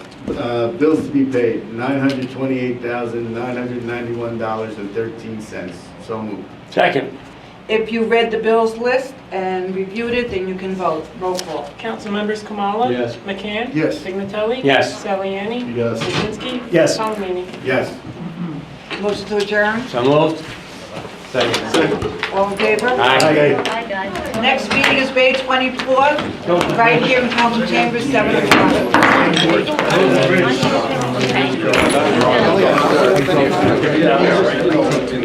So let me tell you what, because we got an email today.